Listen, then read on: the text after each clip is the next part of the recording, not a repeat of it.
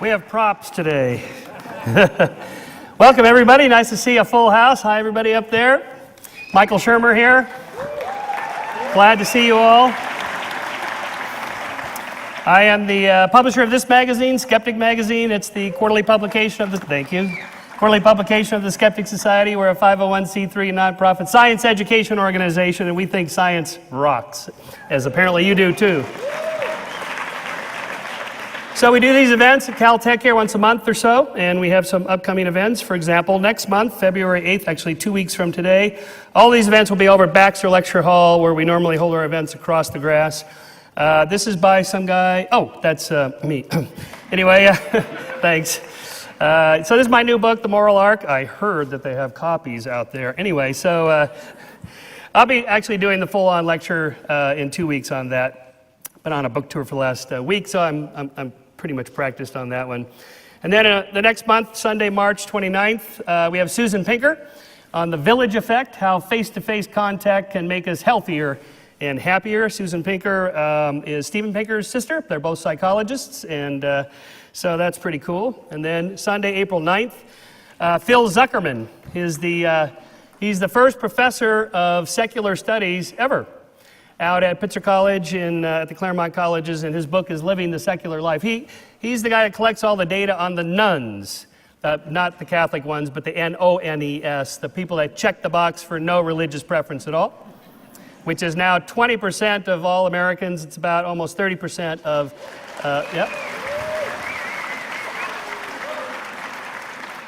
So he'll actually be talking about his data on secularists and nuns and who they are and what we think and so forth. Sunday, May 3rd, Beth Shapiro, how to clone a mammoth, because, you know, everybody should have one. The science of de-extinction, this is actual, serious research on how to bring back extinct species like the passenger pigeon and mammoths and so forth. I'm not sure where you'd put them. Maybe Canada or something like that. If Canada gets warmer, well, maybe that's not so good. I don't know. Anyway, it's interesting genetic research, whether they actually pull it off or not. And then finally, Sunday, May 17th, Leonard Mlodinow. He's the co-author with Stephen Hawking of The Grand Design, which most of you probably read. So his new book is The Upright Thinkers, The Human Journey from Living in Trees to Understanding the Cosmos. It's a big history, big science type book, which is a nice setup for our conference. We're having a conference the weekend of May 29th through 31st. That's not the Memorial Day weekend, in case you have travel plans. It's the weekend after that. So this is, I titled this In the Year 2525. For those of you that are roughly my age, you'll know that reference. Big science, big history, and the far future of humanity. I got to thinking about this when I was writing the last chapter of The Moral Arc, like what's the future of the moral future of humanity and so forth. And then I delved into that a little bit and realized there's people that do this for a living. They look at future long-term trends over the past to project into the future. So we're starting Friday night, May 29th, with a dinner party with the speakers. I got a couple of magicians coming to, take your watches and stuff like that. At the Westin is the host hotel there, and then talks all day on Saturday with scientists, historians, and futurists. We posted this graphic, by the way, on our webpage. We got a lot of email from people going, well, what is that, like a black hole or something? And, well, if you want to know what it is, just look up. It is a black hole. So we have Jared Diamond, the historian that wrote Guns, Germs, and Steel Collapse in the World Before Yesterday. Lawrence Krauss, the great cosmologist and popular science writer. Carol Tavris, the psychologist. John McWhorter is going to talk about what language we'll be speaking in a century from now or 500 years from now. Just think about how much English has changed in 500 years past, what we'll be speaking then. Ian Morris is a historian who does history of civilization based on energy consumption. What kind of fuels do you use to generate the energy you need to have a civilization, and what does that mean going forward if we run out of fossil fuels? Greg Benford and David Brin are both physicists and science fiction writers, so they're actually the pros at projecting what things might be like 1,000 years from now, 10,000 years from now. You're probably familiar with the Long Now Foundation and their clock they're building out in the desert. lasts 10,000 years and it dongs like once every 10 years or something. So, you know, that's the kind of thing, just thinking in the long term. Donald Prothero, our geologist, paleontologist, who's here. He's going to bring a little reality check to all of this, like, are we even going to make it to a century at the rate we're going with the fossil fuel consumption, global warming, and so on? In other words, a reality check on the kind of stuff we're doing for the environment. Esther Dyson is the author of a number of books on the internet, the future of the internet, the future of the web and online and computers and artificial intelligence, and, you know, this whole debate about to what extent will artificial intelligence become evil and have no use for us anymore. I'm not particularly worried about it, but it's good to have somebody who does think about those things a lot. So, and then on Sunday, in case you want to stick around for the weekend, we have two events. The Protheros are going to lead a geo tour of the San Gabriel Mountains, and you can like dive into the San Andreas Fault there. So that's an all-day trip, and basically up into the San Gabriel Mountains, up Angeles Forest, and so on, and look at all the great road cuts that does some good geology. Or as a second option, or if that one fills up, Mount Wilson tour to see the telescopes that Edwin Hubble used. That's the cluster of telescopes there. You can see the two solar telescopes to the left, the 60-inch telescope in the middle, and the top is the 100-inch telescope that Hubble used there in the middle picture. That's him sitting there on his bentwood chair, which is still sitting there. You can't sit in it, but it's there. It's just kind of cool. It's like going into a church or something, and there's the holy relic, except it's real. Anyway.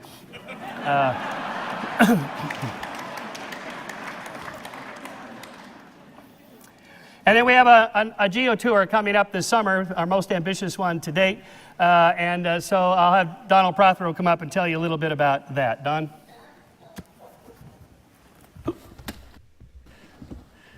Thank you, Michael.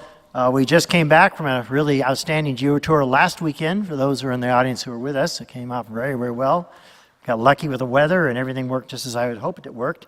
And I am running the trip, as you saw mentioned, on May 31st. We'll do the day trip up to Vasquez Rocks and Devil's Punch Bowl and then over the San Gabriels. But we thought we'd do something a little different this time. We already tried a trip all the way up to Alaska and back, and that worked pretty well. So now we're even trying farther afield. So we're shooting for 2016 now, not this coming summer, but summer after this. And hopefully the dollar will be strong against the pound still by then. We hope to get our prices nailed down at least. And notice it's a skeptic with a C trip, because you have to spell it British when you go there. We pretty much nailed down the dates. A little flexibility still, but we have a number of people who are bidding on it to give us the best possible price. This is roughly 2 weeks from late July of 2016. England, Scotland, and Wales in around 15, 16 days. We'll see how many it takes when it's all settled out. And includes just about everything but lunches, which you'll do when you want to find out where lunch is. Local villages will let you loose. And some of the dinners will be included, some you'll be on your own, but everything else is pretty much included. Your lodging, your bus and everything, and they will have the travel company that runs it for us will have their own native British guide, so they will know how to get around, and they will do most of the heavy lifting that we used to do. And so there'll be lots of stuff. And the major thing will be, it's going to be a very different kind of trip. You cannot find any equivalent trip like this anywhere in any tour company, because we're going to custom design it for what our audience likes. It'll be especially focused on history of science and natural history.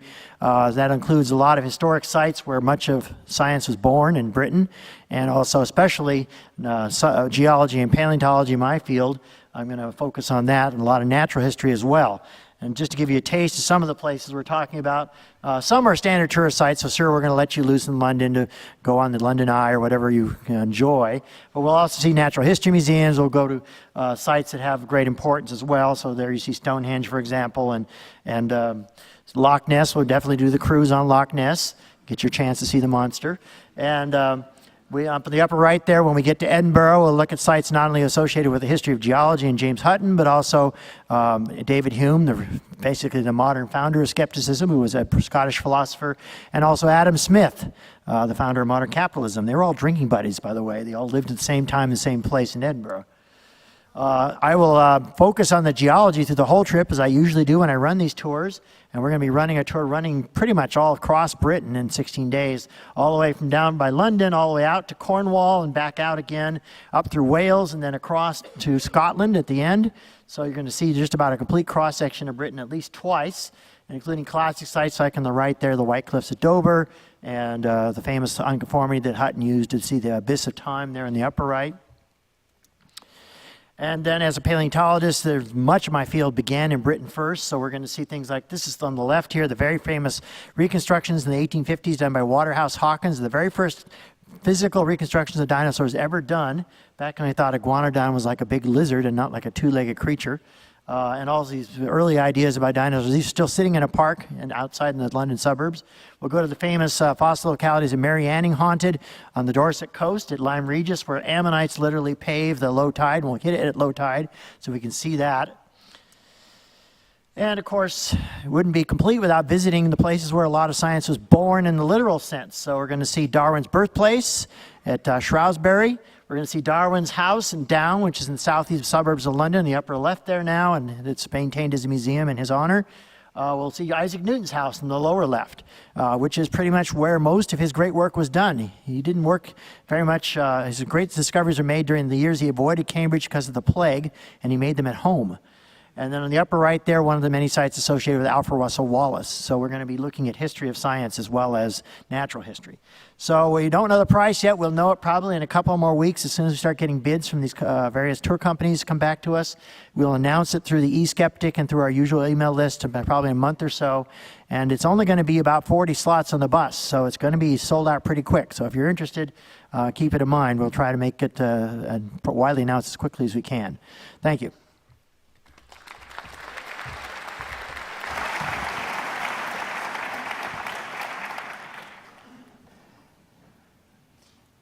I forgot to mention one other thing. Thanks to text, my wife texted me in the back there and said, you forgot to mention Frankie. So Frankie Moreno on the bottom left there is our Vegas show that we have, and he's coming here to do his rock and roll show right here on this stage. So we're trying to get skeptics, you know, and a little rock and roll music is good for the entertainment there. So that's kind of cool. Thank you.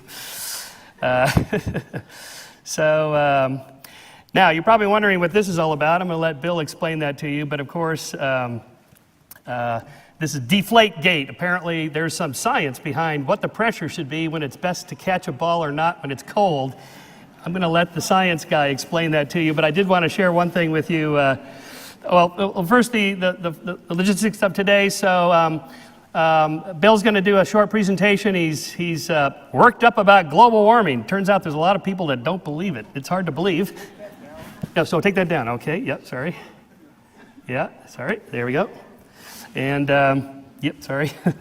I was just in Washington, D.C. on my book tour, so my tour guide person took me to Congress to meet some representatives because she thought that they needed some assistance on, bringing them up to speed on some of the science, because these are congressmen on some science committees. Do you suppose we visited Democrats or Republicans? So these are all Republicans that were doubtful of climate change and evolution and so on. So Bill is going to talk a little bit about that. It is a serious concern to talk about that. So he's going to do that for a few minutes and talk about his debate with Ken Ham. And he just brought me this book that Ken Ham himself is publishing called Inside the Nye-Ham Debate. And it's autographed for Bill. I'll read it to you. Here's earnestly hoping you find the way, all caps, someday you would be welcome to the world of the redeemed, which means he's in what world now? The unredeemed? We could celebrate the creation together. John 14:6. They just can't stop quoting scripture even in a book signature. Jesus said, I am the way, the truth, and the life. Ken Ham, January 6, 2015. Well, okay, he's a good sport about it. But so we're also going to talk a little bit about that today, and then we're going to do a little in-conversation here about books, Bill's really important book, Undeniable. We have quite a few copies here.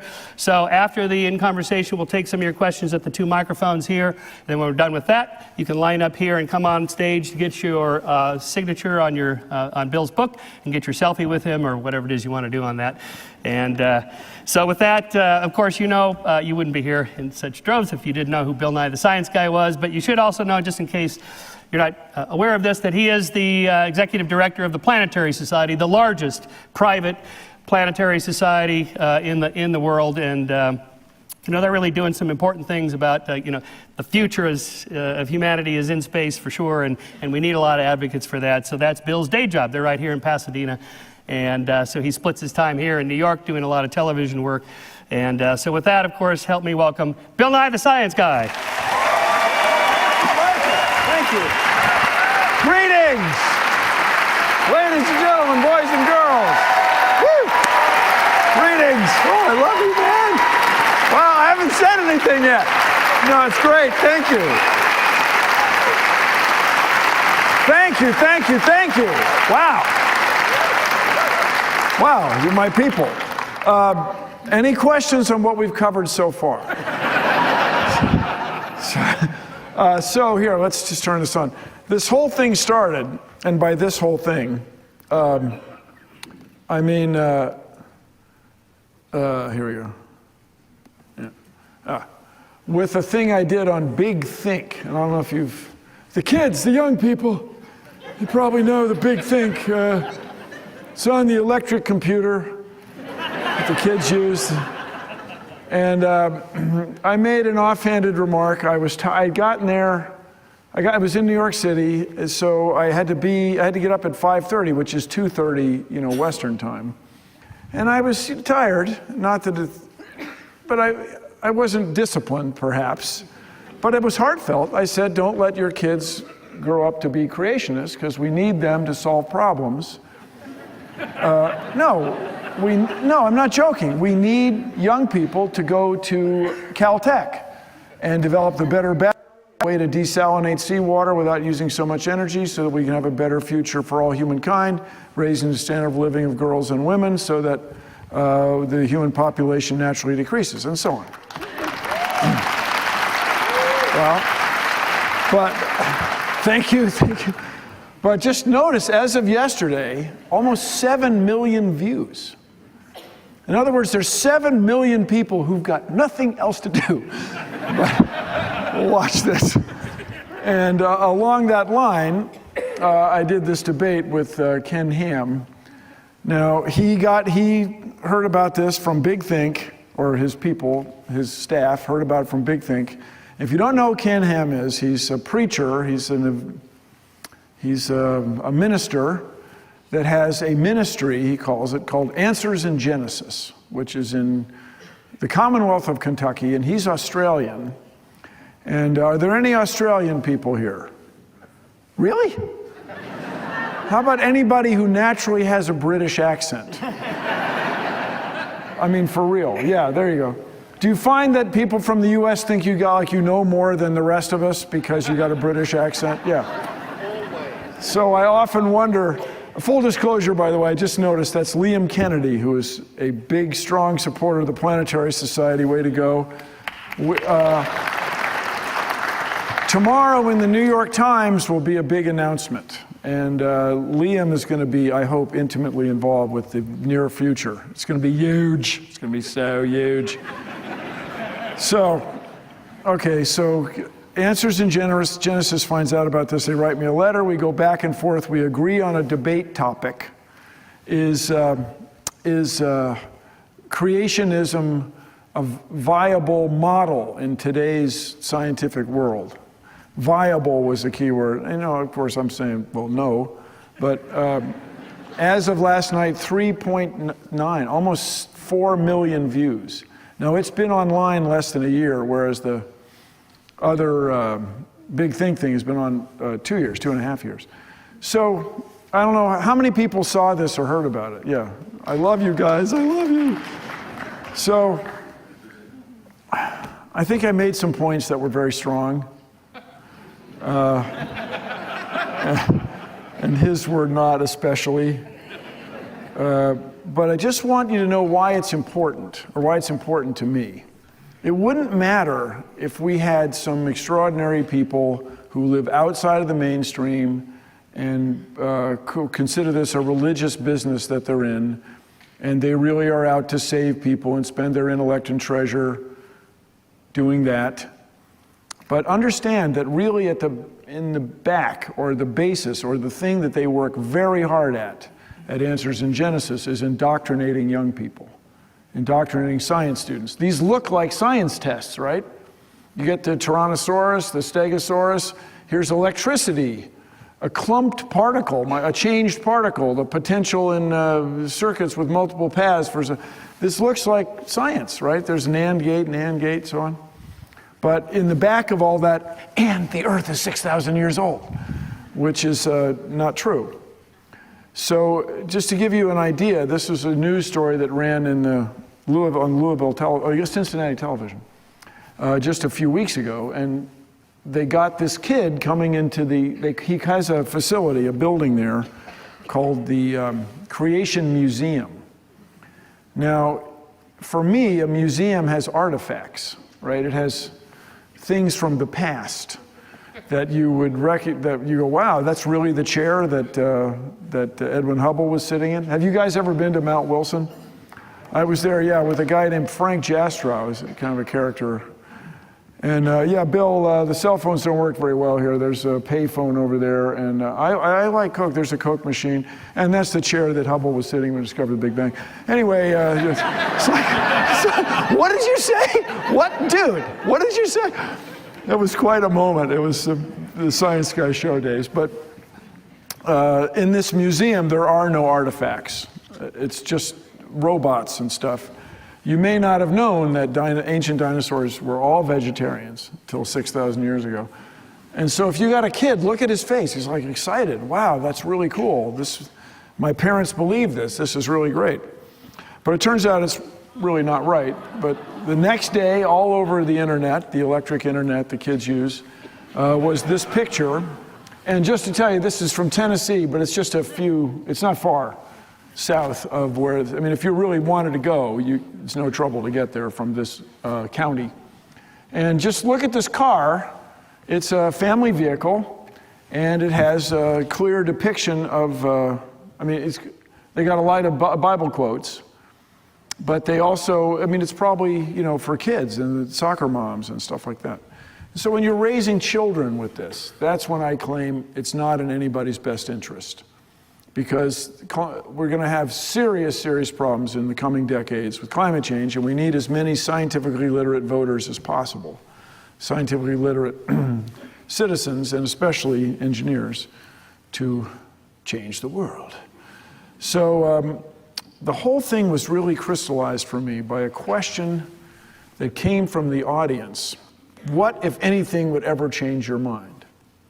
And I don't know if you guys, how much of the debate you were able to sit through, but seriously, I mean, it was, you guys, I'm an actor, and you really had to concentrate. I mean, Ken Ham says really extraordinary things that are completely out of, I mean, how else to describe it? They're ludicrous, and he just keeps going. And so as you may recall, I went, oh, well, if we found one fossil swimming between the layers in the Grand Canyon, frozen in time, trying to escape or if there was some way to get giant boulders on top of the ground in Washington State and Oregon, not caused by an ancient flood, but by some deity who thought they belonged there. If you had some way to get light from stars, which are more than 6,000 light years away here, in less than 6,000, if you had that figured out, then we could take a meeting. But his thing, if you recall, was, I have a book. I have a book. And that was the end of it for him. And I found out later who wrote the question. It's a gal who does Friendly Atheist, Teresa Moody. It was really cool. So I met her at Vanderbilt University several months later. It was really, really cool. But anyway, that really was the thing. This is from their Answers in Genesis website. And some in blue, you might recognize Duane Gish, who was famed for doing the Gish Gallop, where he introduced one thing after another, one thing after another. And it said, I know it's hard to read things in a room like this, but Bill Nye's tactic even mentioned that he was to throw a bunch of data at Ken Ham, knowing that he would never have time to respond. Yeah, I guess. It wasn't really a bunch of data. It was sort of a series of arguments that, if you have a snow cycle and a summer cycle every year in, say, Greenland, so you get a layer of ice, and there are over 600,000 layers of ice, then in 6,000 years, you need 170 snow winter cycles, which didn't happen. Somebody would have noticed that, you know. But the one my favorite one here is elephant hurling. Bill Nye's debate strategy was nothing more than elephant hurling. Okay, is there anybody from South Africa? I have spent time on television, I admit, really close to elephants. I just don't see how I would hurl them. So I'm going to write to him and ask him what that's about. Then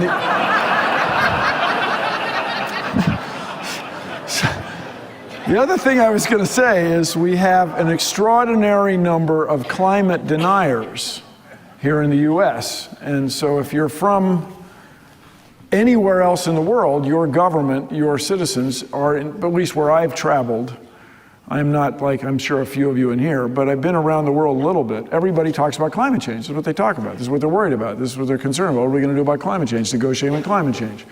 And especially, what are we going to do about the United States and climate change? That's what people talk about. No, really, in the rest of the world. And so along with this, Ken Ham is a climate change denier. So he is raising as many people as he can, raising the idea, introducing the idea that climate change is not real. And so this is dangerous. I mean, it wouldn't, at some point, I admit, I thought it was charming that these guys can live their lives using this extraordinary technology, but completely out of touch with how it all got here. But he's actually, you know, this is leaving the world worse than you found it. So I just want to talk some more about me. I go back. I just want to point out that I go back with climate change over 20 years. I've been talking about climate change for over 20 years. And, but Bill, it's still a problem. You failed, I know. I have, but just for the record, I go back a long way on this. Now, Ken Ham, this is back when, you know, Piers Morgan, if you remember this guy, he was a very well-respected newscaster from Britain who has a real British accent. And he was taken off the air because he would not stop talking about gun violence in the United States. He just wouldn't let go. Anyway, but before that, I was on his show right after the debate, and this is the moment where Ken Ham denying climate change after Piers Morgan asked him about it, and I just like this one freeze frame where I go, actually, I got to tell you, you're denying what you're already denying. So it just got to stop you right there. And that night, it snowed like crazy in Cincinnati. And we drove back to the hotel with a couple of Answers in Genesis security people. And they have the curly thing, you know, the Secret Service earpiece in. And they did not say a word. We're an hour and a half in the car. They didn't say a word. Because they, you know, can we say ass here? I kicked their boss's ass, and so they were there they were. So just keep in mind that we'll sit down in a minute, but the Answers in Genesis people have not let up. They have a lot of technology, huge Facebook presence, huge Twitter thing. I guess I haven't checked, but I'm sure they have Instagram, Snapchat, and all that going on. And they're advertising for a programmer. And there's a job opening, job number 109. Visual Studio, for those of you familiar with some software, familiar with Agile, Scrum, and Plus, experience with is a plus. Experience with SQL servers, 2008, and is a plus. Apply for this position, and when you do, you have to have a proven firmness in one's walk with Christ. Thessalonians, some of the heart of servant that works diligently and seeks to defer. Okay, just a couple things here. First of all, when in this debate, I'm not an expert on the Bible, as I'm sure you're aware, but it wasn't that flood and everything in the Old Testament? Wasn't that before Jesus showed up? I mean, he keeps tying that in. I mean, just let me say theologically. But the other thing is they very much hope to get tax dollars from Kentucky, the Commonwealth of Kentucky, to support their Ark Park, which is the new museum, and a new facility. It's going to be a replica of Noah's Ark. Yeah, sure. You can buy a plank and stuff, and so they will be taking tax credit from the Commonwealth. And along with this, here's a clearly religious message. You cannot be gay, you cannot be homosexual and apply for a job there. So this is, to us on the outside, a clear violation of the Constitution. And so you'd expect it to get, short shrift, but they are pushing forward. They are not letting up, man. They really believe that they have the right idea. And so the billboards are up on the main freeway around Cincinnati. Thank God you can't sink the ship. And they're fighting the fight. They put this, in other words, they're spending the dollars from their constituents or parishioners or from the ministry members to put up billboards like this. Here in the United States, where people invent iPhones and make 787s and get Nobel Prizes in chemistry, we got these guys doing this. It really is a remarkable thing. And to those of you who might not be from the US, I don't get it either. So anyway, this is from their website just a couple days ago. And they believe what they have is pitching everybody else in the world as their enemy. So to this end, I was writing a book about climate change for St. Martin's Press, which is, I'm just telling you, it's a real company. Like, it's not Bill just messing around with his HP printer. It's like a real company. I'm writing a book about climate change. And after that debate, which I thought would be, you guys, seriously, I thought it'd be a college gig, which I enjoy. I thought I'd go to college, a campus, we'd do some tweeting, it'd be fun. A few people would show up and then we'd move on. It's got 4 million views, and the thing that led to it, 7 million views. And so the publisher insisted that I change what I was doing. And so I wrote it in last spring. And look at this guy, man. He will mess you up, all right? Just like, he's serious. I don't know, not really sure how we got that picture. It was in a photography studio in New York City. Anyway, along this line, you guys, I don't want you to feel ripped off, okay, for those of you who bought my book. I used to work on a drawing board. I used to have a job, all right? I used to be a productive member of society. And I made sketches for the book. And I thought they would hire like real, sketch person, woman, guy, person. But no, we'll just put them in just like that. Whoa, okay. So anyway, for you controversy buffs, I have decided that the viruses deserve their own domain of life. And I'm sure there's a few of you who are going to get in a fist fight with me about this but whatever it is, the viruses I don't think are concerned with how we rig them up. But the importance of this can't be, not the virus, but the importance of evolution can't be overstated. And people say, well, Bill, what do you know? You're a mechanical engineer. You're a kid show host. What do you know about evolution? And my answer is enough, okay? What's in the book, it's a primer. It's a primer on evolution. And it's these fundamental ideas that I feel everybody should know about. And when it comes to things that affect public health especially, I just want to remind you all that Ebola is a result of evolution. We would not be dealing with this if viruses and bacteria didn't change with time. So with that, I just want to thank you all very much for coming. And now Michael will grill me with some insightful questions. Thank you very much. Do I sit over here?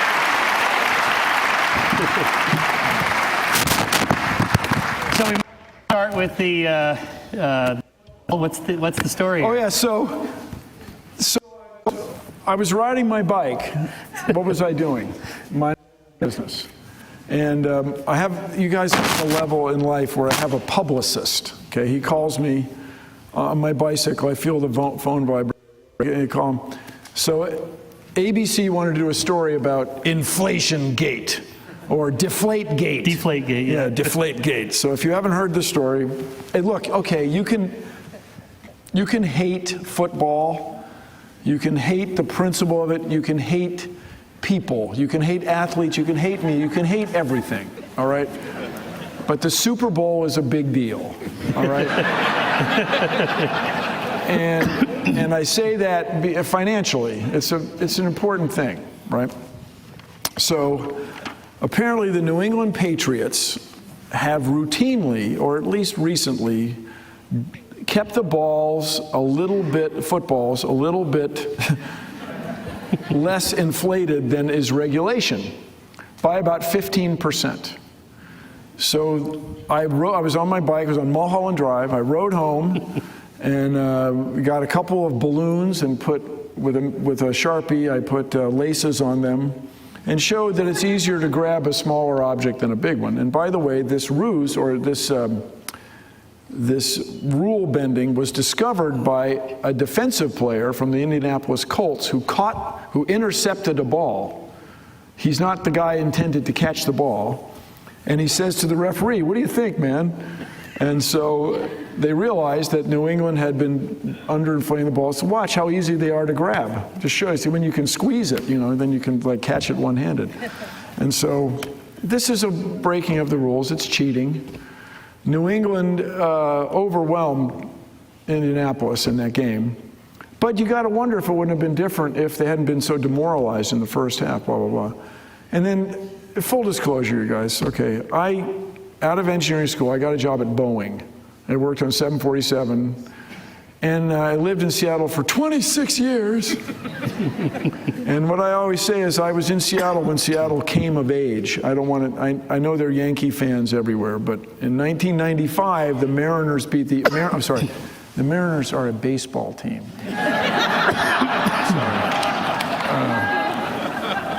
Beat the New York Yankees, and it was a big deal. And now Seattle, has this reputation for having a 12th man on the field, which is the crowd. The city is so insane for this football team. So I just had to tell ABC News, go Seahawks! Yeah, so now you guys, for you drama buffs, now we have this dynasty team, the New England Patriots, who've won 3 times and almost 6 times, and we have this underdog team, the Seattle Seahawks, and now not only that, the dynasty team is a villain. They're cheaters. So at least watch the first half. Okay? All right.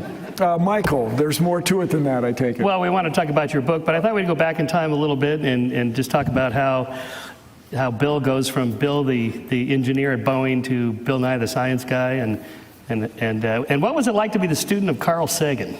So everybody, I took one class from Carl Sagan. No, but it's not insignificant. I took one class, Solar System 102, because I'd satisfied all my engineering requirements and I could take electives. So as a senior in college, I took a freshman course. And by the way, I went to Cornell University, which is a very well-respected school, but how in the world did I get into Cornell University? I mean, these people are so smart. And I was just like, oh, cool, I go to astronomy class, great.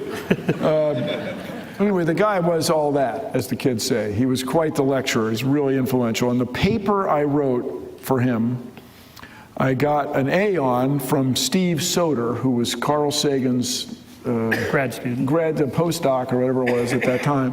And if you're scoring along with us, Steve Soter was one of the writers on the remake of Cosmos. So he was a writer on the original Cosmos and the new Cosmos with Neil deGrasse Tyson. So he pointed out to me the other day that I remind him that he gave me an A every time I see him. He gave you the A. Well, he awarded me an A. Yes. I earned an A because I wrote a paper about Kirlian photography. Does anybody remember this? Mm-hmm. With digital cameras, this may not be as fresh in your conscience, but there was a technique where charlatans would take your picture with a Polaroid usually, and then while they took the film out of the camera, they'd smooth it with their thumb and hand it to you, and then you would get this cool color aura around your head.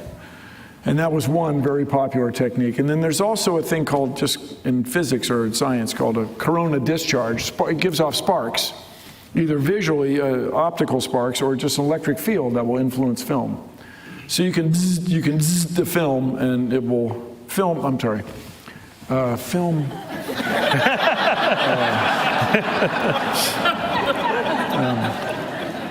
It was a technique for capturing photographic images. Chemicals, don't worry about it. It's a emulsion. long story, obviously.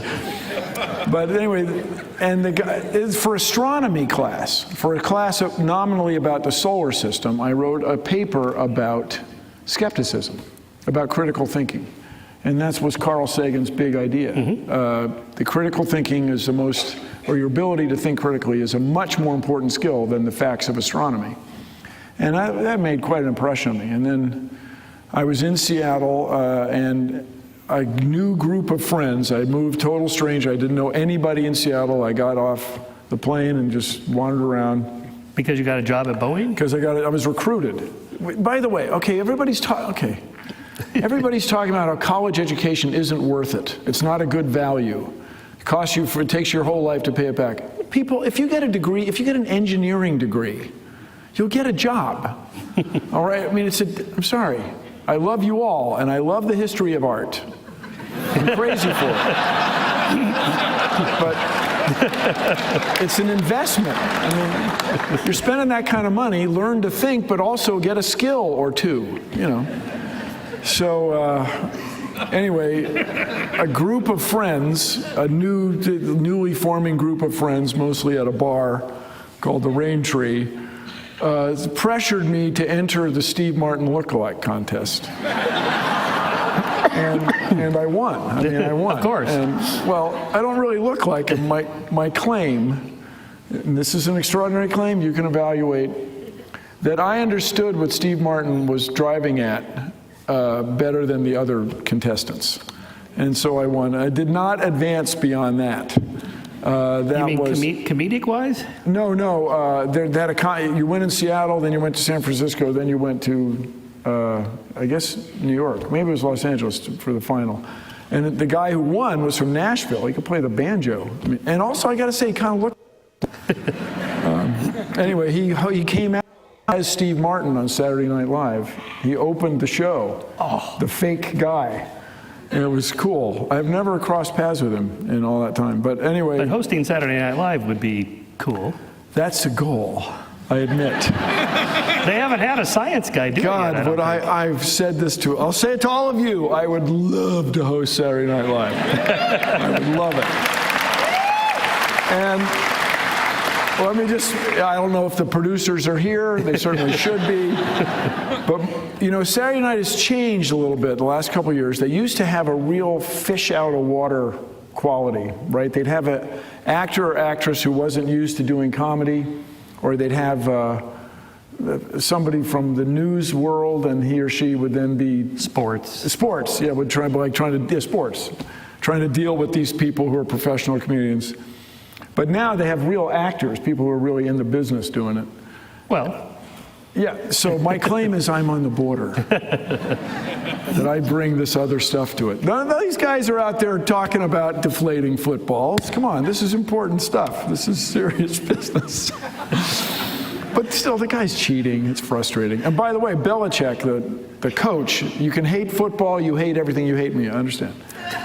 But just keep in mind, the guy was also fined $500,000 for stealing the other guy's plays, which is completely, they had some illegal video camera in the practice stadium. There's all these, I mean, it's, you know, it's billions of dollars, literally, by the time the whole season's done, changing hands. So, you know, cheating is, I mean, it's something to be discouraged. So you're working at Boeing. Oh, yeah. And you have some... So I worked on a drawing board, you guys. One of the last guys to work on a big drawing board, making little lines and things carefully. And then I wanted to. Then I started doing stand-up comedy. Then I met guys who were starting a comedy show. This is, in my opinion, it was when Steve Martin became that huge that every city in the U.S. and Canada suddenly had a comedy club, you know, just like in an afternoon. And so, you know, I met Jerry Seinfeld and on the circuit. and I met a lot of A. Whitney Brown, if you remember, used to do it. I hope someday to be the Whitney Brown. He was really good. I mean, you're doing normal stand-up, like what's with airline peanuts kind of stuff? Yeah, right. Except they were all hilarious, brilliant engineering jokes. And really good. Hey, you're an engineer. And, you know, they could tell. Hey, man, can you fix the blender? If you're at a party. Yeah, sure. I'm an engineer.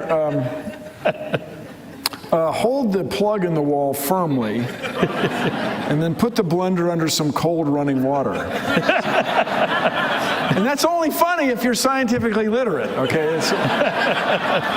So see how, and so that's why I never made it, Michael. I middled, if you guys know this, I don't know if you're into this. There's the headliner, the middle, and the headliner, the middle, and the MC. I middled for a little while. Yeah.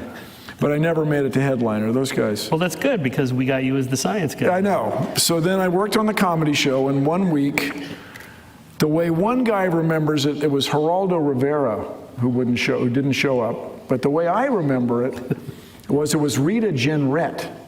Oh, right. Does anybody remember Rita Jenrette? Yep. So she was notorious for having had sex on the steps of the U.S. Capitol. And she wrote a book about it. She became a Playboy model afterwards. But here's the weird thing. I mean, the really, I won't say troubling, but let's say surprising thing about it. The guy she was having sex with was her husband. I mean, have you ever heard of such a thing? Who does that in Washington, D.C.? All right. Yeah. I didn't know they rolled that. I didn't have any idea. Anyway, so she didn't show up. We had to fill 6 minutes, which I'll tell you, in television, it's a long time. I mean, if he and I sat here and didn't say anything for 6 minutes, you'd notice. You'd like...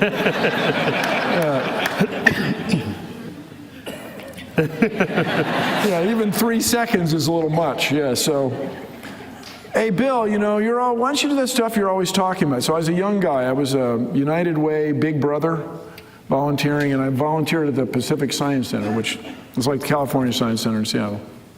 And I pour liquid nitrogen around and stuff. So you could do that stuff you're always talking about. You could be, you know, like, this is a guy named Ross Schaefer, who's the host of the show. You could be like Bill Nye the Science Guy or something. Well, I got to go. And I went, Bill Nye the Science Guy, that's fantastic. So I did the household study. I did the household uses of liquid nitrogen. You know, because we all have it around. You know, and I had limp celery but bananas. Yeah, but I had onion. And if you get an onion cold enough, hit it with a knife, it sounds like breaking glass. It's really satisfying, really good sound. But then the thing that I still do, I mean, not every day, but from time, is you freeze marshmallows and eat them, and steam comes out of your nose, which is really good.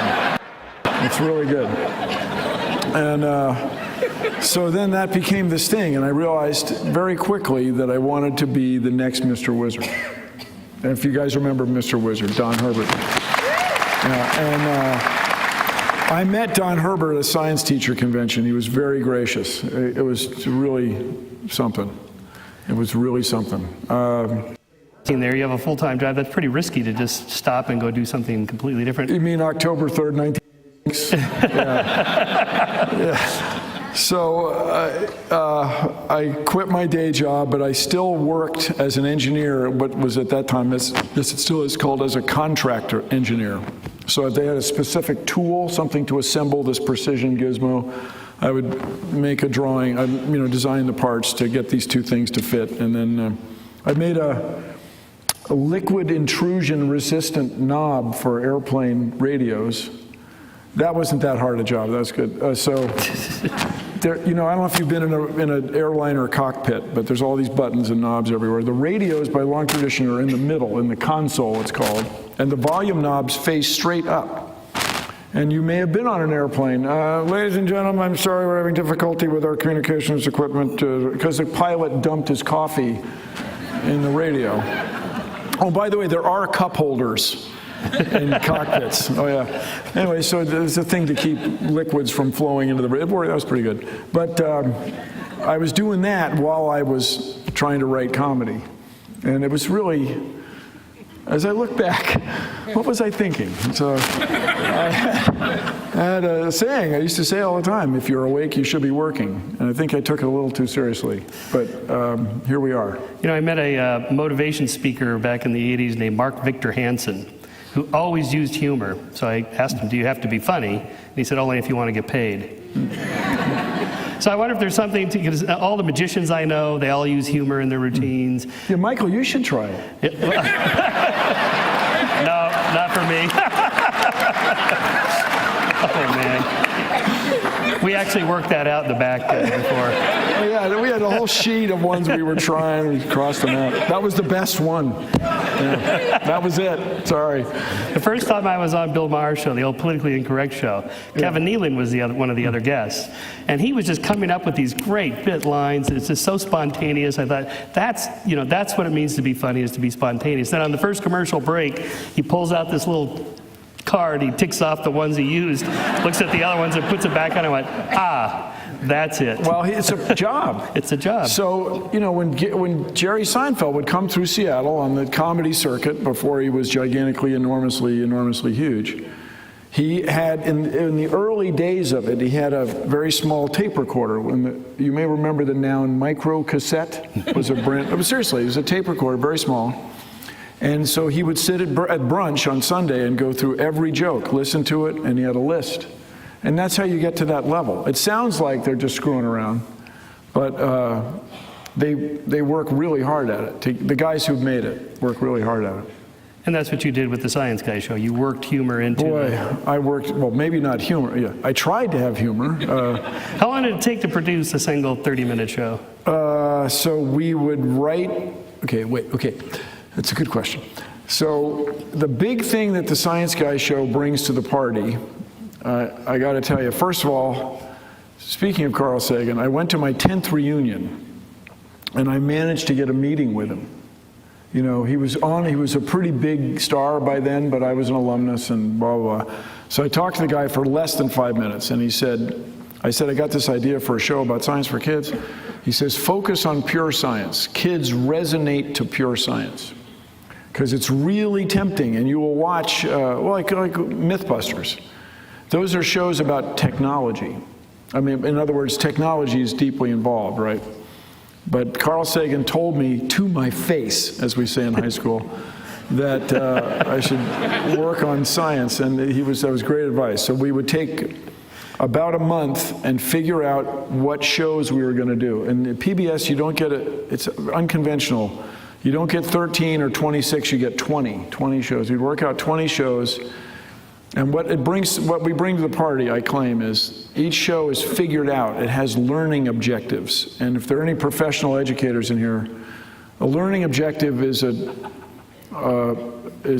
term that means something you can test. So at the end of the book chapter or the end of the radio show, the end of this fabulous event, we can test you and you will spout humans and dinosaurs did not live at the same time, or something. Or chemical reaction as a result of electrons changing, or something specific. And so that would do that for about a month. Then we bring in writers, mostly people who are funny, people who could write funny things, that is, not just funny looking. And then they would write a show, then we'd shoot about 9 days of shooting. Now, not for one show, but we generally do 3 shows at a time, all in 9 days, this and that. Then there'd be a week of what's called offline editing, and then a week of online, and then a week of sound effects. But all that's working in parallel, or so you have rather multiple in sequence. shows going on at one time. Yeah. And so I don't know if the people must work in what in Los Angeles we call the industry. And you know that. But we did it in Seattle, and that was a mixed blessing. We did it in Seattle, what we always tell people is because that's where we lived. Wow, yeah. So I was on Back to the Future cartoon show, and you may have seen it. It was on for a few seasons. So they would get in trouble, the cartoon characters from the movies, Back to the Future, and then they would look something up in the video encyclopedia, And they brought in Christopher Lloyd, the actor Doc Brown. Yeah, yes, we'll look it up in the video encyclopedia. And then it would go to me on camera. I had no lines. This is before the science guy was a big deal, or if it ever was, or a deal. And one at a time, okay, so we got the balloons, one's hanging on a string, the one you rub on your hair. And the idea is that they're going to attract, or sometimes repel, but you'd see it move around because it's hanging on a string. Well, it didn't move enough. You know, I'm doing this, and then, oh, let's fix the lighting. We're going to fix the lighting, tweaking the lighting, let them stand there for whatever it is, a minute, 45 seconds, and it's really lost the charge. So we do it, and nothing really happens. Bring in the glue, bring in the glue, bring in the glue. 14 people show up. If anybody knows Spray Mount 77, it's like serious glue. So then the balloons go, I mean, you can tell it's glue, all right? But that's how you do it in Hollywood. And when we were in Seattle, there's nobody around to do that, to make those kind of directions, and I'm the head writer, and it's my freaking show. So we did a show on static electricity, and man, by the end of the day, I had received so many shocks from a Van de Graaff generator. Do you know what I'm talking about? The aluminum, the rubber belt, 25,000 volts, 50,000 volts at very low current, all day. Oh God! And but that gave the show a quality that makes it stand the test of time. And you did 100 of these? 100 shows, yes. 100 shows. And then why not another 20, or did they just end it? By then, first of all, everybody had done 100 shows. There wasn't a lot of steam left in the tank. What is it? Fuel in the steam in the boiler. People were tired. And also, things changed at Disney. Michael Eisner left. Frank Wells got killed. And it just didn't have the champion to keep it going. But so then, as you may know, I did several other shows, 100 Greatest Inventions, 100 Greatest Discoveries, stuff happens. And Eyes of Nye. The Eyes of Nye. And so by the time we did the Eyes of Nye, thank you. The Eyes of Nye, by the way, is where I got all this stuff about genetically modified food. But the Eyes of Nye was a show that was made for about 1/3 of the budget of the Science Guy show, because the PBS station in Seattle was not managed that well. The guy was forced to resign, and they lost a lot of money. And so it wasn't, the production values were very low. And we were always hoping to get the next, big thing. What is the next big thing? Well, the next big thing is the book after this one, which will be about climate change and energy. And what I want for the young people here, I want for all of us to be the next great generation. I am of an age where my parents were both in World War II. Oh, listen, if you get a chance to be a prisoner of war for 4 years, I would skip it.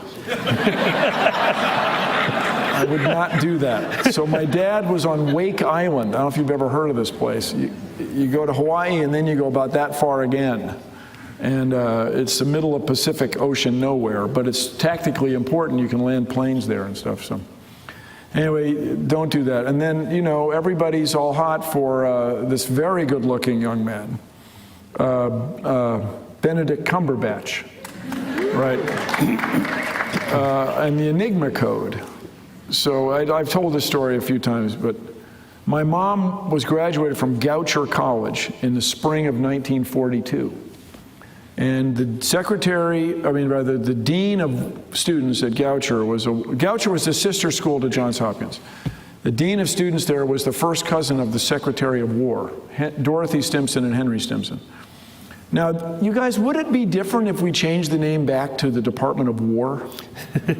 Now it's the Department of Defense. It'd be a little more honest. Yes, we're defending our oil fields. Really? Would it be different? So anyway, he said to the dean of students, can you get some women that can work on this thing? I can't tell you what it is. So although my mom was from the U.S. and lived in the U.S. through the whole thing, she worked on the Enigma Code, my mother. The U.S. Navy had a big Enigma thing, and they built some of those machines, or many of those machines, and worked backwards. So was a heck of a thing. You know, that's unbreakable, almost unbreakable code, and they just wailed on it until they figured it out. So your parents had a scientific background. Yeah, right? but they were part of the greatest generation. That's what they call them, right? Well, you guys, with climate change, we're going to need another great generation. We're going to need people to pull together, to make sacrifices, I suppose, to write songs about how we're all in this together. Like, you listen to swing music, we're all in this together. This is what we're going to do. We're going to solve this problem. And so I want to get everybody excited about addressing climate change so that we can... How about, since you're a science guy, science and technology solutions? Well, yeah, so I say you're going to have both. Electric cars. Electric cars are good. I love them. Does anybody not drive an electric car? I feel bad for you. After you have an electric car, you'll never go back. It's just amazing. So the trouble is, if everybody had one all of a sudden, the grid can't handle it yet. And who makes the electricity? I know, yeah, like we'll burn coal. Cool. No, wait. Yeah, so that's one thing. And the other thing, if you guys can find some way, you guys, young chemical engineers here, material science people, but you know, with your nanotubes, if you could find some way to desalinate seawater, it would be fantastic. It would just be fantastic. You know, that would really help people of the world. And then the other thing I really think, Michael, the longer we put it off, addressing climate change, the more drastic it's going to be. Like, you don't like government interference now, you just wait, people. I mean, I just think back about, you know, there used to be rationing on rubber, rationing on food, victory gardens, all these things. That kind of stuff is going to have to come around again in a 21st century style. But the other thing, there is a model for this, redistribution, taking dividends from energy and redistributing it to people. And what we like to, in my community now, we call it a carbon fee. We don't want to call it a tax. You never call it a tax. It's a carbon fee. No taxes. No, no, evil. No. But why do you? What's the organized government? Bad. Yeah. Traffic lights are bad. So everybody should have the right to do. Okay. So a fee and dividends. So you'd redistribute the fees for carbon. Whenever you make carbon dioxide, you drive and stuff, then you pay into this fund, and then that fund is redistributed. It sounds crazy, but the model for this exists in that bastion of progressive blue state thought, Alaska. And so you may not know, there's the Alaska fund, what's the middle word? Permanent fund, thank you. The Alaskan Permanent Fund, the APF. So you have to live there, but it doesn't matter how old you are. They redistribute the wealth. So they get, this year, the fund is worth about $42 million, and Alaskan residents will get $1,884. So if you're 6 years old, you're going to get $1,884. If you live there, though, you can't be registered to vote and living in, say, New York. And so if it works, if it can work in Alaska, it seems like it could work. You know, it's like, it's not the science isn't that hard. People in Europe have no trouble getting it. The science? Oh, yeah, the science is, we got that. And Europeans have no trouble with evolution. So what is it about Americans? You're the Skeptic magazine editor? Man, yes, but you're the guest today. So you get to answer the question. What I always say, it's just kind of an easy way out. You know, here's the thing that's so troubling, you guys, and I am just now, I am not 60, not yet, but it was 2 years ago that I realized that I was going to die. I thought that... April 3rd? No, I thought that everybody else was getting older, but that I was fine. I think that all the time. Yeah. I'm the same. It's called everybody delusion. else they're suffering, but I'm good. But then it became clear. Yeah. You mean denial's a wonderful thing? Yeah. Well, otherwise you couldn't even press forward at all. So that fear of death, I think, drives people to extraordinary things.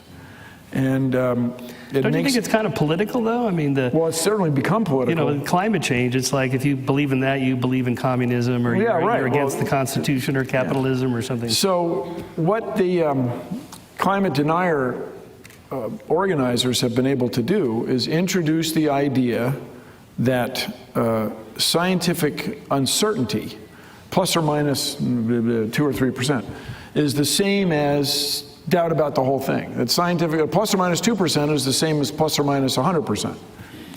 And they've been very successful. And I don't know how much you follow this, but they hired the very same guys who are now in their 80s. That work for tobacco. Yeah, who did the jobs for the tobacco company, introducing the idea that a lot of people get lung cancer anyway, so this isn't really that much of a deal. And I smoke cigarettes and I'm fine. And My favorite one was applesauce is toxic if you eat enough of it. Is it really? Yeah, somebody actually said, well, I don't know. You're the I haven't. Have you tested that? I've eaten a lot of applesauce, man. And let me just say, I'm of a different generation. If peanut butter turns out to be bad, You're doomed. Man. I eat or popcorn. My goodness, I eat popcorn. So. But we don't have your climate book here yet. No. And your publicist would be very upset we didn't. So why is it that Americans have so much trouble accepting evolution? So I think it's the fear of death. I think it makes people a little nuts. You mean the need to believe in an afterlife and a materialistic worldview that people think you have to have for evolution would deny that? Yeah, or there's trouble. It just seems, I mean, just think of all the stuff you know, all the images you can call up in your brain. All the algebra many of you can probably do, and word problems you can solve, and the reasoning and finding your way in a strange city or whatever it is, driving a car in traffic. You can do all that, and to think it all just goes away when you die. It sucks. I mean, it just sucks. And so, Michael, this is in the book. I don't want to give, it's only a paragraph, but speaking of Super Bowl, where's that stadium this year? Arizona. Arizona. Does it hold 100? It holds 80,000. Yeah. 80,000 people. So if you live to be 82 years old and 7 weeks, and it depends on leap years whether it's 7 weeks or 7.5 weeks, you get 30,000 days on Earth. Yeah, I know. Yeah, I don't want to know. I know. So in this thought experiment, we are watching our life on the football field in Phoenix, and every day you sit in a different seat, watching your life. Okay, the 30,000, you don't get halfway around. It sucks. But that's not going to happen to us, right? No. We ride bikes. The singularity is coming in 2030, and if you can make it to there, you can make it forever. And so, about the singularity, are you skeptical? I touch on that too. I don't know if you guys are familiar with the singularity, but I do a lot of talks at colleges, universities, and people always ask me about the singularity. Always, quite often. And this is when someone builds a computer, or a group of people build a computer that's as sophisticated as a human brain. Then I always ask, what about my old boss? Oh, we've done that. No, so we thought about having an old boss joke in every chapter. Yeah, but they got old. Yeah. Talk about my brain being this big, his brain, like that. But anyway. Singularity. Afterlife. Yeah. So the belief is that this is going to revolutionize the world completely. In 2030, when guys at Massachusetts Institute of Technology, Caltech, make this machine that can not only win at Jeopardy, but can drive a car, as long as it's hooked up right, and as long as it's plugged in. I just am always struck. There are 20%, a fifth of humankind, has no electricity, lives without electricity. I mean, they're affected by electricity. They have all this stuff, all this cargo, as Jared Diamond calls it. But they don't have electricity. It's not that they've never made a mobile phone call, cell phone call. They've never made a phone call. They don't have a phone. So when this computer takes over Cambridge, Massachusetts, are they even going to know it? in Central Africa? Will it affect them at all? And somebody has to, in many cases, literally shovel the coal. If the electrical grid goes out, we're done. Artificial, schmartificial. But say in 500 years when we're off coal. 500 years, right, yeah, 500 years. Right. When we're still when around. you and I are still cycling on really nice bikes. Mulholland Drive will be repaved. Carbon bikes. Where did they get that carbon? I don't know. There's a big shortage of it. You're sort of invoking the precautionary principle. We've talked about nuclear power before. You're a little concerned about that. What could go wrong? Because nuclear power, I'm concerned about, you guys. 433 commercial reactors. There's a lot of military reactors. 433 commercial reactors. 3 of them, 3 Mile Island almost blew up. Not quite, almost. Chernobyl blew up. Fukushima is not working very well. And I do a job for Toshiba every year, Toshiba. And everybody in that company knows somebody or knows somebody who knows somebody. Mm-hmm. Can't move back there for 300 years. Mm-hmm. So, I mean, would you get in a car that has catastrophic failure 3 out of 433 times? No. But what about all the people that die from carbon and coal mines? I'm down. That's not good either. Right. Yeah. Oh, but see, we kill people in other ways. Great. No, so, I mean, I'm a mechanical engineer. Like so many of you, I just can't wait for my Mechanical Engineer magazine every month. And my colleagues just love nuclear power. I think it's the greatest thing. And I'm open-minded. You dig the stuff up, you fish in it, you put it back in the ground. It sounds like a great thing. But it's just too complicated for humans. It's Homer Simpson running the thing. That's what's wrong. I mean, they just have something to prove to me, that's all. So, and this gets to a couple of your chapters that you sort of went out on the edge here on cloning. You're skeptical of GMOs. Well, cloning, you're skeptical I claim of. there's evolutionary reasons to avoid cloning, especially my own boss. And I start this like so many trains of thought with me. This starts with sex. That the best idea anybody has as to why anybody has sex, whether you're a sea jelly, a dandelion, a jacaranda tree, the reason you have sex is to get a new combination of genes, a radically new combination of genes that your enemy is not lions and tigers and bears. They can be trouble, first to admit.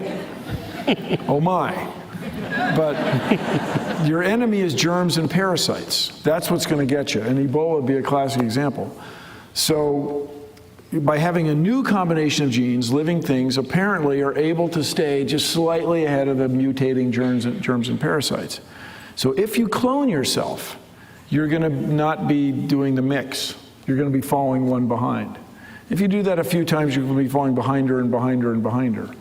And then you're going to show up at the emergency room, and the rest of us have to pay for your rehydration and resuscitation machine because you got some germs that the rest of us already dealt with. But do you think people really want to clone themselves, or is it more just the technology can be used to produce organs in a petri dish? Well, that's a whole nother. Yes. Ha ha ha, Mr. Shermer. Dr. Shermer. No, I'm a huge fan. The trouble is, historically and quite reasonably, they use the same word, cloning, for replacing stem cells in an egg. I mean, to me, what would be better? Getting a titanium hip, like some people have?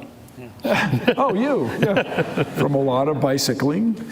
Or having your own stem cells grow you a new hip. Mm-hmm, mm-hmm. Thing is that they're done the same way. You, at least mechanically, you poke this crazy thin pipette into the ovum and that DNA out and put the other DNA in. And it's called fusing. And so you know, there's a time when a fertilized egg is 160 stem cells or so before they've differentiated. And so if you could find a way to induce those to make you a new hip, it would be just cool. Mm-hmm. And I went to Hans Kiersted's lab. This is the neuroscientist surfer. And he breaks, it's a little creepy, but it is what they do in medicine. He breaks the backs of the rats with this precision rat backbreaker gizmo. Injects them with stem cells, gives them don't reject my cells drugs, conventional organ drugs. And in a few weeks, the rats are walking around. It's really amazing. And then, not to creep you out, they sacrifice the animals and then take, tissue samples really thin, and you can see where the nerves have grown back together. So this is where science and ethics have to take a meeting. But why say you're against cloning or whatever? Because very few people would really just clone themselves. Oh, no, it's a charming thing. I just watched a commercial yesterday where she's got 4 copies of herself and they're all doing stuff at the same time. Yeah, but it's really difficult. Yeah, and how many times have people said, Michael, you ought to clone yourself so we get this magazine out faster? Yeah, how many times have they said that to you? None. They say it to me. Well, not they don't say me to get your magazine out, but to get... But it's a little bit like the same thing about GMOs. Oh, GMOs. I have strong and correct opinions. I know, but so I have to correct you on your correct opinions here. So, the European Union, which is not exactly considered, too cautious about these sorts of things, just published a research study on a decade of EU-funded GMO research. The main conclusion to be drawn from the efforts of more than 130 research projects covering a period of more than 25 years of research and involving more than 500 independent research groups is that biotechnology, and in particular GMOs, are not per se more risky than, for example, conventional plant breeding technologies. I just published that in my latest column of Scientific American because I'm pro-GMOs. I'm kind of pro-GMOs. Kind of. Well, here's my claim. Okay. And you can refute your brains out. Now, there were 2 numbers in there. One was 10 years. One was 25 years. Yes. Okay. So, first of all, when you modify an organism, and let's say it's corn, you know exactly what you're doing to the corn. I buy that. I am sure I have eaten, compared to the rest of you, I've eaten a lot more modified popcorn than any of you. I'll take you on. Because I have a popcorn problem. With the peanut butter on it, or what? Yeah. I'm right there. But my claim is that in 10 years, or in the typical testing is 3 years, sometimes 4 years. The government review is typically 3 years or 4 years. In that short amount of time, less than a decade, you cannot be sure what you're going to do to the ecosystem.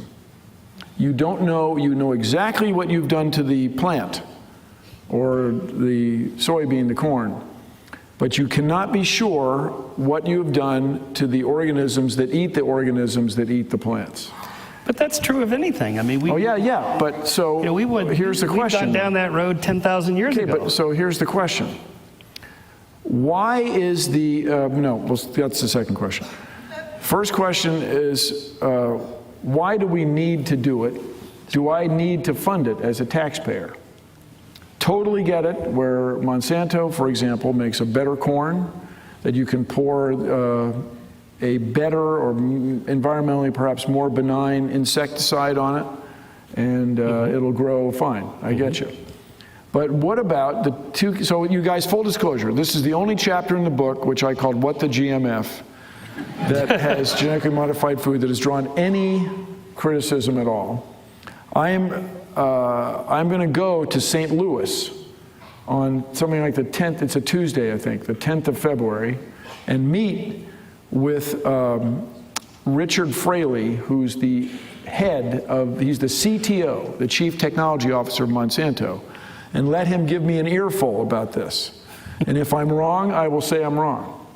But my claim is you can't know, thank you, you can't know the ecosystem in 10 years. Well, you can't say you're wrong then, because we would know for, say, 25 years or 50 So why not wait 25 years? What's the freaking hurry? Well, because there's people starving in Africa. Okay. Golden rice. Golden rice now. Golden rice has saved millions. It has, or it has the potential to? Potential. Yeah, well, okay. But... No, so the problem, incidentally... This is the problem with the precautionary principle. You don't know, we don't know how much good it's going to do either. So no technology would ever be developed if we employed it too much. I'd say it's easy to tell. 10 years is too short. That's my claim. I don't know. There's Okay. people starving now. That need Yeah, food so now. our problem is not food production. I remind us, are we addressing the problem that needs to be solved? Just in the United States alone, we waste a tremendous amount of food. Our problem is food distribution. Yes, that's true. Okay. There's a lot of political So corruption. it doesn't mean that food distribution is the problem, doesn't mean we shouldn't modify food. I'm right there with you, people.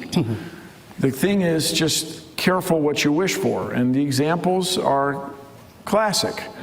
The papaya. You don't have to know anything about papaya. The one with the black spot virus looks like hell. The one without it looks great. And people modified the genome so that with the virus, a piece of the virus genome itself, so that the papaya is not susceptible. But probably for cautionary reasons, Japan doesn't allow importing of it. So this has affected the economics, of papaya production. All right, then the other one is the monarch butterflies. All right, now the monarch butterflies. They, like so many of us, love milkweed. And by spring, the classic stuff is Roundup, which has a name, glycol. Does anybody know the name? Help. Glyphosate. Glyphosate. That doesn't quite, I didn't say it right. It's a GLY word, and it's important. Glyphosate. And it works great. You can spray it on the field, kills a lot of the green plants, the corn will come anyway, but it also accidentally kills milkweed. So in certain areas, the monarch butterfly population was decimated. And I don't know if you've ever seen monarch butterflies. First of all, they're gorgeous. But the other thing about them, it's crazy. They fly from almost Canada to Mexico. These are little butterflies. And I am just fascinated with them. I'll tell you, I'm a mechanical engineer. I did a lot, like so many people. I did so much fluid mechanics. I have watched butterflies fly upwind. It's cool. They exploit the boundary layer where the air is moving very slowly near the ground. That's just crazy. And then if you've ever been to a monarch butterfly landing zone, like Monterey Bay has a big park there, they're just look around at the number of human heads in here. Imagine 1 million of those are butterflies. I mean, it's just crazy. So they're beautiful. And so to accidentally kill them was an oversight. How are we doing this? By putting Roundup on the milkweed. Oh, I see. Yeah. Okay, all right. And so the reason you put Roundup on the milkweed is because you modified the corn to accept Roundup, to live through Roundup. Totally unintended consequence.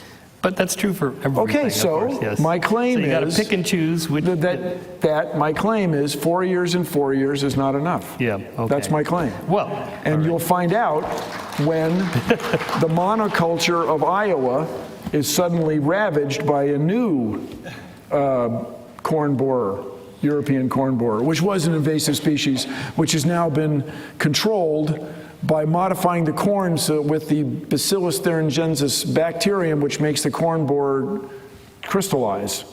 His or her digestive tract solidifies and they die. They starve to death. But they're corn borers screwing it.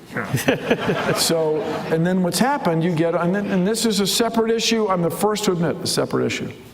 Get on a separate treadmill of a new type of insecticide, a new type of plant, a new type of insecticide. And another unintended consequence is individual farmers have sold out, and it's become this tendency to have monoculture, that is to say one type of plant over enormous areas. And that takes more energy to produce, more water and stuff. It's not, the ecosystem's not as robust. But you guys, I am open-minded, Michael. The guy agreed to have a meeting with me. I can't wait. And if I'm wrong, I will. Come back here to Caltech. Yeah, what they want you to do, if you've been down this road, you publish the book a second time with a never-before-seen footage, or with a new chapter. And if I'm wrong, I'm going to bring it on. But let me ask you this. Why are so many corporations opposed to putting GMO on the label? Well, because of the political hype over it. It's a Well, why not have their own myth of it political not hype being to make it natural. unhypeful? I will leave it at this, that European countries who are so much more advanced than us on so many of these issues, who would agree with you on nuclear power. Well, not in France, though. My adopted country, Germany, for example, is weaning itself off of nuclear power. They're going total, I'm all for replenishing energy. They're even doing more solar than America, and they have like 1/10 the sunshine. But they are in favor of GMOs. They're not with you on the GMOs. So just keep that in mind. I'm ready. Yeah. So just because one person jumps off a bridge, does that mean you have to jump off? But these are your people, you see. Anyway. But I spent a lot of time with it. I interviewed the Washington State wheat breeder, the gal at UC Davis who modifies the corn, and I'm right there, man. You can make better corn. God, the apples you get nowadays are so freaking good. I gotcha.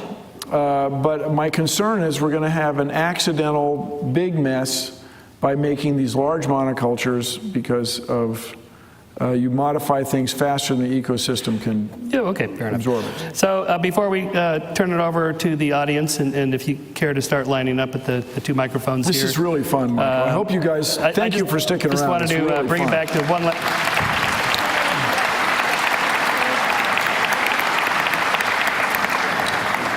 We'll bring it back to where we began with Carl Sagan, and you end your book talking about extraterrestrial intelligence, and are you optimistic for the future of human civilization, and will we contact the aliens? So there's two questions. So Carl Sagan started the Planetary Society in 1980. It's the world's largest non-governmental space interest organization, and by all accounts, we have a really cool logo. So I like to say we do three things. We educate. We have award-winning bloggers and journalists, Emily Locktewala, Matt Kaplan's here, Jason Davis. We have guys who really give the real information about what's going on in space exploration. Then we create. We have programs around the world we really are studying ways to deflect an asteroid. That's like a real problem. And maybe one of the reasons we've never heard from another civilization is you have to pass the asteroid test. If you don't have a space program when you detect an asteroid, you go the way of the ancient dinosaurs. And then it's like, let's see, on a PC, I think it's Control-Alt-Delete. Is that right? On a Mac, it's wipe. There's a wipe command. Are you sure? Wipe. It would just take it all out. And then the third thing we do is we advocate. So I go to Washington, D.C. from time to time. We have a guy, Casey Dreyer, who's our political analyst, and he's been 8 times this year. And he schmoozes, he interacts with congressmen and women and their staffs, to encourage them to fund space exploration. And I'll just give you an example. Adam Schiff, who's a local guy. He's our guy here. He's our guy, supports a mission to Europa. Europa is a moon of Jupiter that's twice as much seawater as the Earth. And then John Culberson is from Texas, who, as near as I can tell, is a devout Christian who believes that he is on Earth to find life on Europa. And he's a character. He's the coolest guy. I just love him. Anyway, I love them both. But anyway, this is where it brings the blues and the reds together in a way like nothing else does. And what we want to do at the Planetary Society, and did I mention the big announcement tomorrow in the New York Times, embargoed right now? What we want to do at the Planetary Society is answer these two questions. And if you meet people that say, I've never asked these questions, they're lying. Where did we come from? Where did we come from? How did we all get here? And that's what this book's about, is how did we all get here? And then the other thing is, are we alone in the universe? Are we alone? Now, the distances between stars are so fantastically huge. It's very unlikely that we'll fly to one. But we may very well hear a radio or light signal from them, detect them. And my friends, if we were to detect life on another world, it would change this one. No one would think about his or her place in space the same way. It would be like Copernicus or Galileo. It would change everything. And it would not be an individual doing it. It would be a society who thought this was a worthy use of our intellect and treasure. A science-based society. A science thing. Yes, would you say thing? Science? Science thing is A good. science thing. If we discovered fossil microbes on Mars, let alone something still alive on Mars, it would change the world. Does it have DNA? Does it turn out that Mars was where life started and it got hit with an impactor and we're all descendants of Martians? Are there, you know, when you go to Europa, they say it's 4.5 billion years old with seawater. Are there Europanians swimming around down there talking about, you know, algebra? Like, who knows? You know, Sagan used to make this point that those big questions, any time before us, before our generation, they didn't have the technology to answer the question. And anybody in the future, 100 years from now, they'll have the answers to those questions. We're the ones that get to try We're to answer living it. right there. Right there. So the 2020 rover will land on Mars in 2021. It'll leave it might be 2022, depends what time of year it wants. You can only go every 26 months to Mars, Earth-Mars thing. And then who knows what it'll discover will be the caching rover. So what we at the planetary side, then I'll wrap it up. We advocate for $1.5 billion for planetary science. So if you ask people what they think the budget for NASA is, and I mentioned NASA because it's still the world's largest space agency by a factor of about 3. NASA's budget, many people will say, is 10% of the US, but no, it's 0.4%. And planetary science at $1.5 billion, if we could get it up to $1.5 billion, would be 9%. So it'd be 9% of 0.4%. Anyone? 0.36, I think, 36%. I mean 0.036. And so it is interesting to note, is anybody from Canada here? I carry all the time the Canadian $5 bill, which celebrates their space program, the space station, and an astronaut in a suit, whom we presume is Chris Hadfield, walking around there. And it's just an interesting thing that we take it for granted here in the U.S. that things are going to get done in space. We all have our global positioning system. We complain when the weather report's off 18 minutes. And all that comes from space. And so what we want to do is advocate for space exploration so that we can, dare I say it, change the world. Let's hear it for Bill Nye. Thank you, guys. Thank you. Thank you. Thank you. All right, Michael, lead on. All right, we'll take a few And minutes I'll for try to questions. tighten it up. I'll try to tighten it up here. No speeches, quick question, and let him rifle through answers. Go ahead, ma'am. Thank you. Bill Nye, I want to ask you a question regarding GMOs. But first of all, I want to tell you that I got... Can you tip the microphone down towards your head? I got stuck living in a small town in Missouri in the Bible Belt, and you were the oasis for my little boys. I love you, man. And one of them is here, but you taught them science and to have critical thinking, and so being here is such an honor to see you after all those years. I love you. I love you too. And that's a human thing, not connected to religion as such.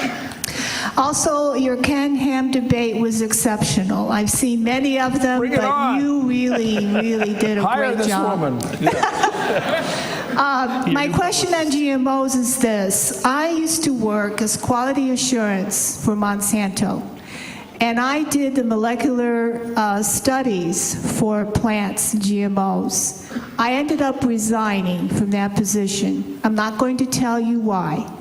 You'd have to kill us. No, I will get killed.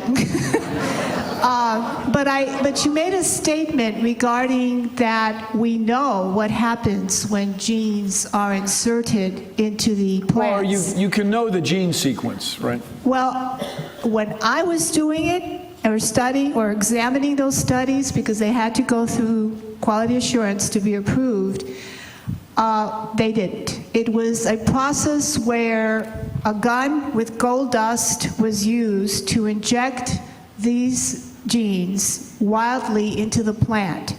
And because genes are interactive, they have communities, and some suppress, and now we know with epigenetics there are operator genes and all kinds of stuff that is working at a different level.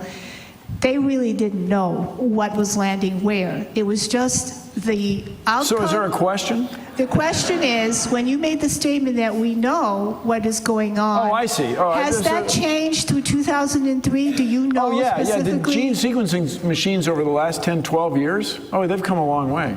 So Monsanto is using that, you think? Oh, yeah. Oh, gosh. They got gene sequencing out the yin-yang, of yang-yang of yin. Okay. But, and as I say, when I say know the organism, I mean to a, few orders of magnitude, accuracy, you know what you got.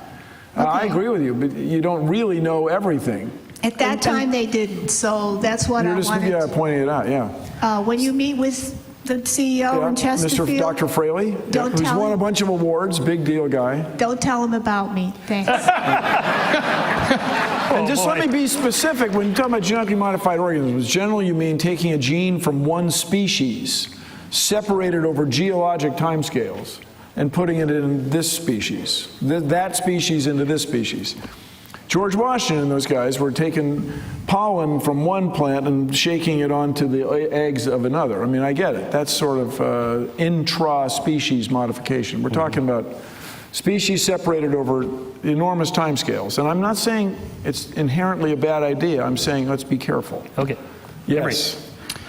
Thank you for being here. Very quick question on the GMO. I want to take you back to when you said that why don't corporations respond and put out information? And they do. In response. I mean, yeah. They do indeed. But they suppress putting GMOs on labels for food and store shelves. Right. That's for sure. And my question to you would be, and my question to you is very simple. Would you be opposed to putting labels on vaccines that say may cause autism? Oh, yeah. Yes, absolutely. They're the same thing, aren't they? No, not to us on this side of it. Sorry. Yeah. Not in the skeptical community. No, sorry. It the seems scientific to me, evidence against that's overwhelming. Sorry, man. But the perspective of the American people about what GMO means is badly confused scientifically. So putting the label on, wouldn't that be miscommunicating an idea really badly? No. The difference is it doesn't say may contain GMOs. It says contains GMOs. But when that communicates something more than that, and when you know that, that's the problem. That's my point, and that's all I'm saying. Okay, I can't, yeah. You may See be what right. happens when you write something controversial? Oh, Yeah, boy. it's cool. I think it's good. Okay, And yes, as sir. I say, I may be wrong. Oh, tip it back up. Party on, man. Take control. So grab it and tip it back towards you. It's friction. It's manageable. Okay, go for it. Go ahead. No, it's all right. Go ahead. Bones light up. Yeah. As a kid, I used to do that a lot. It was a fun show. Anyway, you mentioned that having a pretty accent can help you influence people. Well, it's not the my question. claim is I'm not sure people in Kentucky would have embraced Ken Ham in the same way if he didn't have an Australian accent. Okay. He made reference to it in the first paragraph of his thing there. Go ahead. Well, I think, yeah, that sounds true. But I'm saying that progressives can't really recruit James Bond-looking, sounding people to run for office in the States. So you want me to run for office? No. Please do. Anyway. My question is, it seems like conservatives really get their feet wet in nourishing the next generation of political leaders. Do you think that secular people do the same thing, or at least the secular elite do the same thing, or should they do the same thing? I mean, should secular people run for office? No, should powerful people who are secular help nourish the next generation of secular leaders? Well, or I are mean, they doing that? Everybody's got to do what he or she is comfortable with, right? Michael, have you That's right. tried Well, promoting? Well, I'm sorry. I'm sorry to interrupt, but I mean, that's what religious people say often. You know, I'm not comfortable teaching creationism to... So what are you saying? I'm saying... That everybody in here has an obligation to go out and... No, is there an institutional deficit of powerful secular people helping to nurture the... Yeah, I see where he's going with it. Okay, first of all, having a secular government simply means religion has nothing to do with the government. You could be personally religious as much as you want, as long as has nothing to do with how you vote. That's all it means to be a secular government. So I think what he's really asking is more out-and-out atheists, agnostics, whatever, running for office, because, in fact, people's religious beliefs do influence how they vote. So that's really what he's getting at. But let's keep it rolling there. Thank you very much for coming. Appreciate it. This might just be a clarification on the previous question about GMO labeling. And that would be, would you not agree that the moment that GMO labeling is mandatory and enforced, that the argument would go from, well, why don't they want GMO labeling? You got to think about it, to, oh my gosh, they're labeled for a reason. There's something bad with them. I think that was more of a clarification on that question. Yeah, I totally follow you guys. I would agree that the general public is going to look at that and they're going to think, well, there's something wrong with those are bad, and it's kind of needless. Or What would you will say? 5 years go by and everybody buys, it might say interspecies GMO. 5 years go by, everybody buys it and everybody's fine, and then the controversy goes away. It could go the other way, right? That's right. Right? Okay. As I say, I eat all the freaking popcorn. Hi, thank you for taking my question. I grew up watching your show, and I just recently watched the episode on evolution, and it made me really upset to realize that an episode like that would kind of be a touchy subject now for some parents. Oh, you guys, in 1994, got a call from PBS. This is really a real true fact, not a false fact. Which at that time was, I guess still was in Northern Virginia, in Fairfax, whatever. Be sure to say that evolution is only a theory. And I just slammed. No, sorry, lady. No. Sorry, go ahead, please. Well, that answers my question. I was I was wondering if there was any worry about that on the show. Well, this is another advantage of being in Seattle. Seriously, just being a little off the beaten path. We just did it. And if I had it to do again, I would do it a lot better. We were limited resources back then. So was there any turning point between then and now that made it such a touchy subject? Or have you just seen the same? I don't know, Michael. So it's seriously. When I was young, has there been like a turning point? there's been this anti-science conservatism that has taken place over the last 20 years. I think that's why maybe most of you are here. And where it comes from is not clear because, well, you can say politics, but that's a big thing. Over the earth. That's European why. countries Yeah. are super political. It's the religious influence that's causing the problem. The percentages that 40% of Americans who don't accept evolution has been pretty stable. Still not, right, Don? About 44%. Oh, I want to thank Don Prothero, who really helped me with the book. Yeah, Don. Where is he? It's on. Yes, thank you. So vigilant we must be. Go ahead. Thank you. My concern is about books like yours being written for a particular audience of people who are already receptive to these ideas.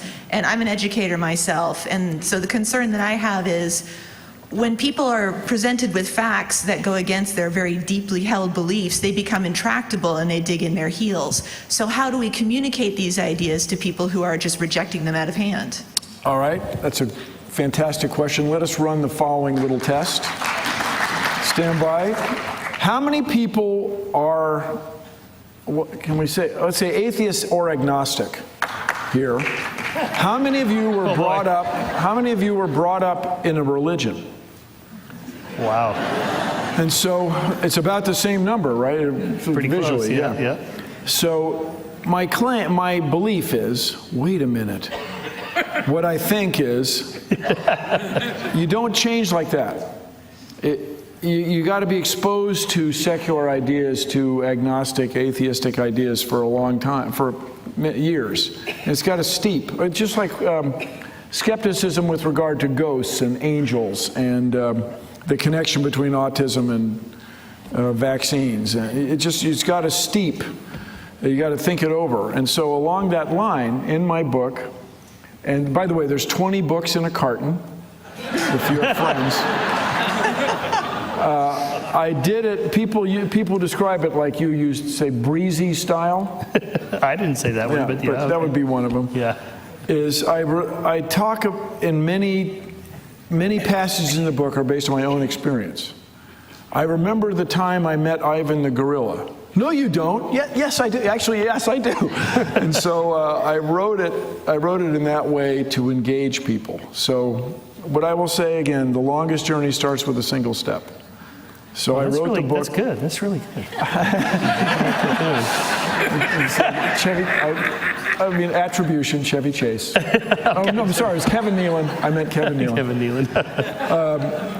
So I wrote this book trying to engage people, and it was #1 on Amazon.com's creationist bestseller list. And I mention it because the creationists are interested in it. They're reading it, and I think the opportunity is with young people, the future. You know, once somebody's entrenched in his or her idea about the origin of the world and creation myths or where we all came from myths, and we have one, you know, I mean, ours is a little more reasonable to me. It sits with you, it takes a long time. So you can want to blow your brains out, or you can chip away at the problem. And so I believe I'm chipping away. That's a great question. Thank you. You were able to reach so many people with your show. I love you, man. And part of what made Cosmos, the reboot, such a big thing was it was the first time in a long time that there was a science-based show on prime time. And so my question is... By the way, the producer's here. Brandon Braga, are you here? Who? Oh, he... Anyway. Probably there. Yes. He's here. But with television driven by ad sales and shows needing to have good ratings in order to get those ad sales up, how do you go about financing and funding a science-based show in today's television climate? Well, note well, The Big Bang Theory, not really a science-based show, but that is, most weeks is the most popular show on television. Not the most popular sitcom, most popular show. So people watch it who have an acceptance of science, right? Then the Discovery Channel is an enormous $4 billion business. I'm not saying it's all good, but there's a market for it. No, I mean, really, there's some shows, I mean, NASA's Unsolved Mysteries, whatever, that's a History Channel thing. That maybe is not the greatest thing. But, you know, I don't know how much you know about it, but you can turn it off. You know, when people complain about television, it's not the problem, it's just one more opportunity. As far as getting the Science Guy show funded, it was at a different time with different leadership. I don't know if you remember Tipper Gore. You can have different feelings about her, but she really spearheaded this idea that television stations or station groups had to have 3 hours of educational programming a week. And man, these station managers are just running in circles screaming. It's like, oh my God, we're all gonna die. My license to print money is gonna be turned off for 3 hours a week. And so, you know, IFLS, do you know IFLS? I fucking love science, sorry, my word, I love science. IFLS has over 4 million followers, maybe it's 7 million followers. So I think we're at a tipping point. The tipping point perhaps that you alluded to by Carl Sagan. We're living at this extraordinary time. So what we do is try to make it, everybody, when you go to make a television show, it has to be entertaining first. Yep. Sorry, it cannot be, you know, fact first. And so that's what we did on the Science Guy show. So all I can tell you is we're trying to do it, man. We're chipping away at the problem. That's a good question. Yeah. Well, first, thank you for all you do. I love you, man. We love you, man. When you use the word evolution, some people think of monkeys turning into men, but most people still think of wet biological processes. Really? And my take on that is that evolution is really a much more general concept, that whatever can exist in an environment can exist. Yeah, yeah. So sir, if this were a game show, could you express that in the form of a question? Yeah,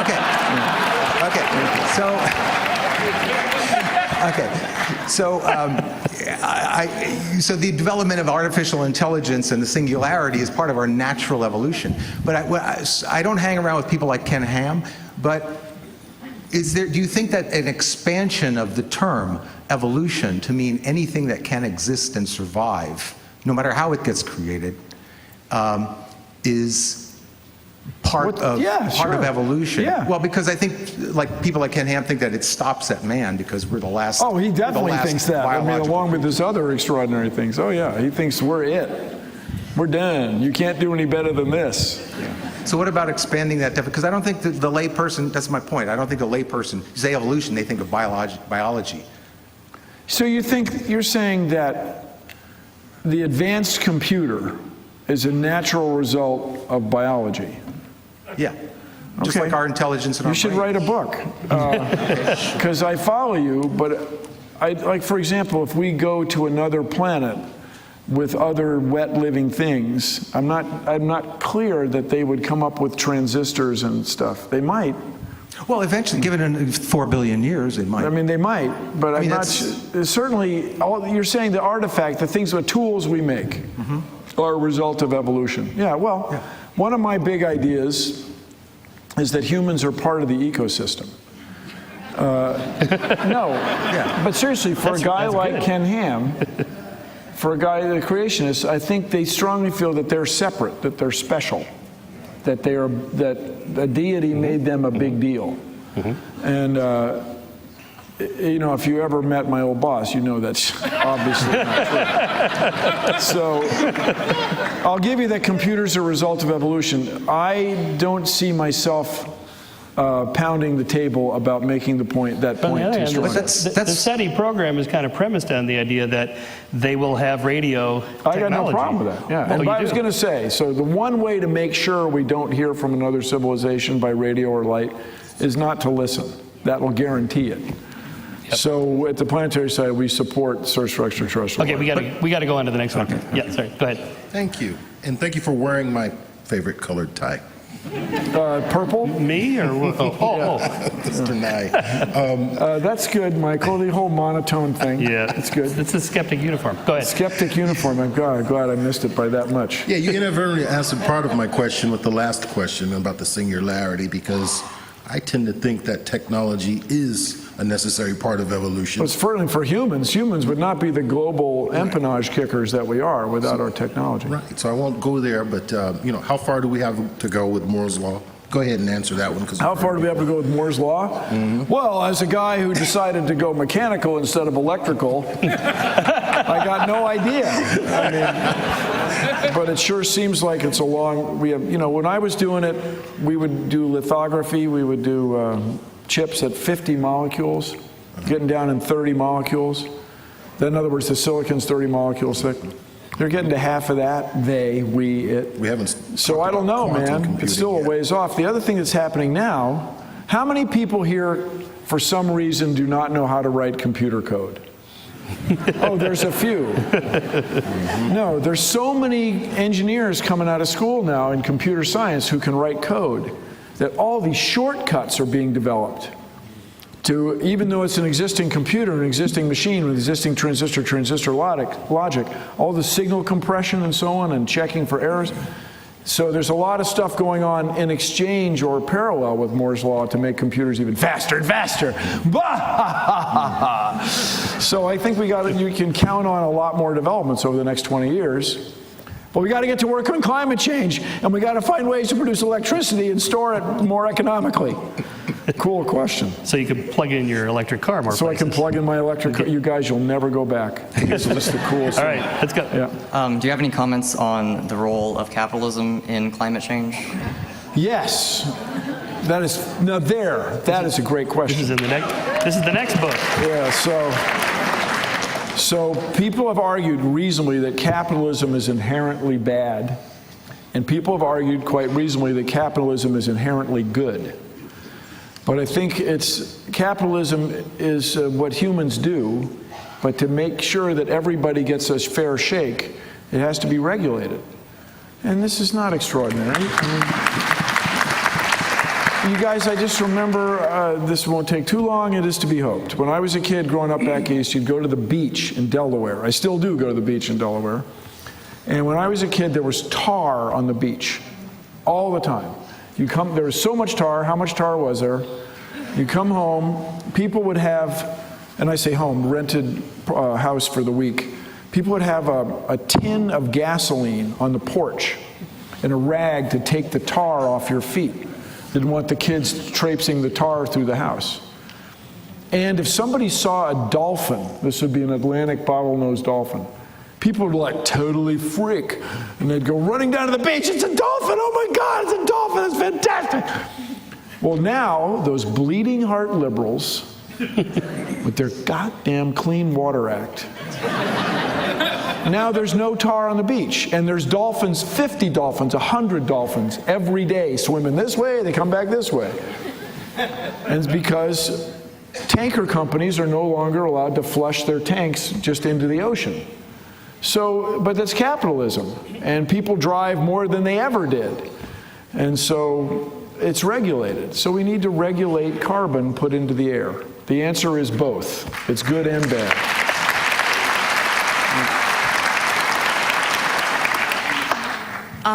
I just wanted to know how you feel about the fact that you've sort of inspired and shaped the minds of so many people, including myself, and if you ever expected that to happen when you started the show. I love you, man. Whoa, man. And two things. First of all, the objective of the Science Guy show, and I put this online, it's on my website, and it was 1992-93 was to change the world. That was the objective. It's in print. I have it, the very first document framed in my house. It's on your wall. Yeah, he's seen it. But it did? Like, you're joking me. So I say this all the time. I don't get it. I mean, I love. It's cool. Intellectually, I hear your words, and it's thrilling. But I still kind of don't believe it. I mean, I love you, man. So, thank you. And what I want, I don't need to know. But you're in your 20s. No, I'm 15. You're 15? Yeah. Wow. Wow. No, that you watched it in a second wave. Do you see what I mean? The show was made 20, you watched it in school. Yeah. I thought I loved you before, now I really love you. All right, so what I want to do is if you guys become the next great generation, then we will have gotten somewhere. If you change the world. So thank you. Gosh, thank you. Cool. I have to tell you a little story. My wife Jennifer and sister Tina, who are here, spent a Halloween evening with Bill at his house over in Studio City, and he had a guy with a clipboard counting 1,700. Steve, my old buddy Steve. Yeah, his buddy Steve. 1,700 kids in 3 hours, and he's on his knees handing candy out with his little Bill Nye and the goggles and the lab coat, and of course they knew he lived there. You know, they're lined up down the sidewalk. Yes, it's. But you guys, so one year I wasn't the Science Guy for Halloween. Halloween is a holiday that makes no sense based on tradition. But I was a rocker. I had the same wig from the Static Electricity show, and I had the black, Kiss-style face paint. And kids recognized me anyway. Why don't you? I thought we were the Science Guy. What are you doing? So I just don't fight it. I just don't fight it anymore. Just bring it on. It's cool. And his buddy Steve was dressed up as him so he could take bathroom breaks once in a while. That's right, yeah. Steve. So Steve worked on he put my microphone on me when he was a floor director at the NBC affiliate in Seattle, King TV. Seattle's in King County. And he's been a friend of mine, 30 years. Okay, great. Bill Nye, I'm a huge fan of yours, and I love you to death. Unfortunately, I'm from Louisville, Kentucky. And I think you've done the people of Kentucky a huge disservice by not defending Kentuckians when you put up a picture of a map about Kentucky. In the only sense, only sense is that very few people support the ark getting built. Very I know. So this is an exciting time. Exactly. So so that's just my first statement. My question to you can come back to this. Come back to this later. My question to you, and I fully support your stance on GMO, and I appreciate you saying that. I may be wrong. You may be wrong, but the people need to appreciate that as well. And the only thing to note is, when are you and Neil deGrasse going to have a debate on GMOs? Oh, so a couple things. let's keep in mind that Neil is a dear friend of mine. I was at Thanksgiving at his house, at his apartment. And he's into it, but he's not that into it. And I did go to the IQ squared debate in New York, where Rob Fraley was, and 2 people from the Union of Concerned Scientists were there, and they got their butts kicked. The corporate people just wailed on my people. So Neil would probably not get involved in that. And just one other thing I want you guys to understand. I am not fluent in French. I'm not a francophone. My ancestors were French, but you know you have a Corvette? Okay, it has an E on the end. And French people, just like their furniture, they just keep adding letters, just add stuff. So if it's got an E on the end, then you don't hear the E. If it doesn't have an E on the end, like a Chevrolet, then you don't hear the T. So it's DeGrasse, Neil deGrasse Tyson. Just something that kind of drives me crazy. And I don't speak French, but I just hear it. So no, he and I would probably not debate GMO. But stay tuned, you guys. I may go to St. Louis and get my ass kicked. This guy may just show me that I'm totally wrong about everything. And I will say, as a scientist, I bring it on, right? Absolutely. Yeah. Thank you. All right, we're going to take... let's just cut the lines off right here and just get it done. No, finish all these questions. We'll just get it done. No more questions in the line. We'll just get all these done. Go, Michael. Okay, I'm here not to make a question, but to ask you a favor. When you have the meeting with the guy from Monsanto, can you please ask them to develop a cubic banana? Just to shut up, comfort once and for all. Okay. Oh, because the evolution, it's the perfect thing. Yeah, cubic banana. Exactly. The banana is perfect. And keep in mind, bananas are radioactive. Like calcium, man. Let's do 2 more on each side and then cut Well, then there's only 3 on that side. Come on. Well, all right. Go ahead. Seattle Mariners, right on. I'm a huge fan of both of you. I'm going to read off my phone, but you brought up the intelligence squared. My question is kind of based on a debate that you were in, Michael, regarding if science refutes God. And your partner was Lawrence Krauss, and the opponent to this, one of the opponents, Dinesh D'Souza, said that God must exist because since she is so prevalent in our society, that's actually proof of her existence. So you guys countered by saying that it would be crazy to suggest that humans don't have a tendency to be religious, and that would violate evidence of reality. So it's not proof of God's existence, but rather just proof that humans have a tendency. So knowing what... Question. Sorry. Knowing about what you guys said about the natural tendency to be religious, do you think we will ever get to a point in society where religion will be 100% abolished? Well, it's not impossible. European countries have plummeted their rates of religiosity from something like what we have here, like 90 to 95% in pre-World War II, to in some northern European countries like Scandinavia, Denmark, so forth. The rates are less than half. 20%, 30%. Full disclosure, read Michael's new book, The Moral Arc. Not full disclosure, shameless plug. The full read Michael's new book where he talks about the arc of religion going away, being replaced by... Well, I don't know if it'll be 100%. Humanism will kind of replace it? Yeah, I don't know if it ever could be 100%. But on the one level, we don't care if it doesn't influence anything. If it doesn't influence politics... Yeah, this is what I say in my book, changing it Would that be... Is this the one? Changing it back to me. 20 hardcovers in a carton. In general, I have no problem with anybody's religion. You know, people get tremendous community out of it. They share tables, they eat together, they get a lot of they feel good being part of the religion. It's just, the Earth's not 6,000 years old. It's just, I'm sorry, man, no matter The reason what. I ask is because we got to keep going. Okay. Yeah, all right. Thank you. I was just going to ask, what's some advice you can give younger people that grow up in religious environments, something that can help them motivate them to critically think and whatnot?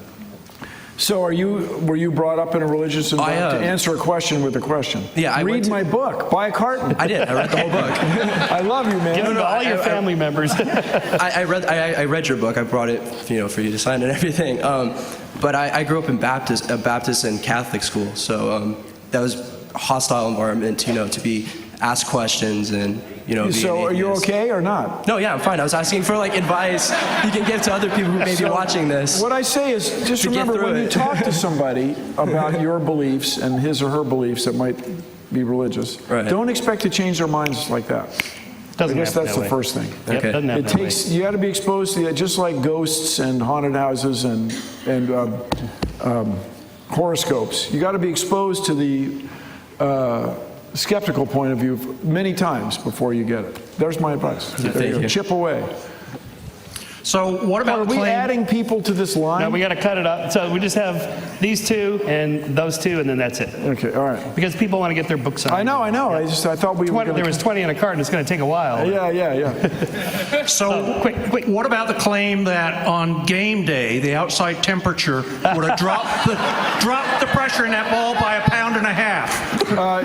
I'm going to do that test diligently, but just looking at PV equals nRT, it didn't look like it couldn't go down nearly that fast. It's 15%. No, the other claim was that you warm it up when you exercise it, when you squeeze it. You do warm it, but it's still a closed system. So once it gets back to the same temperature. No, they were cheating, okay?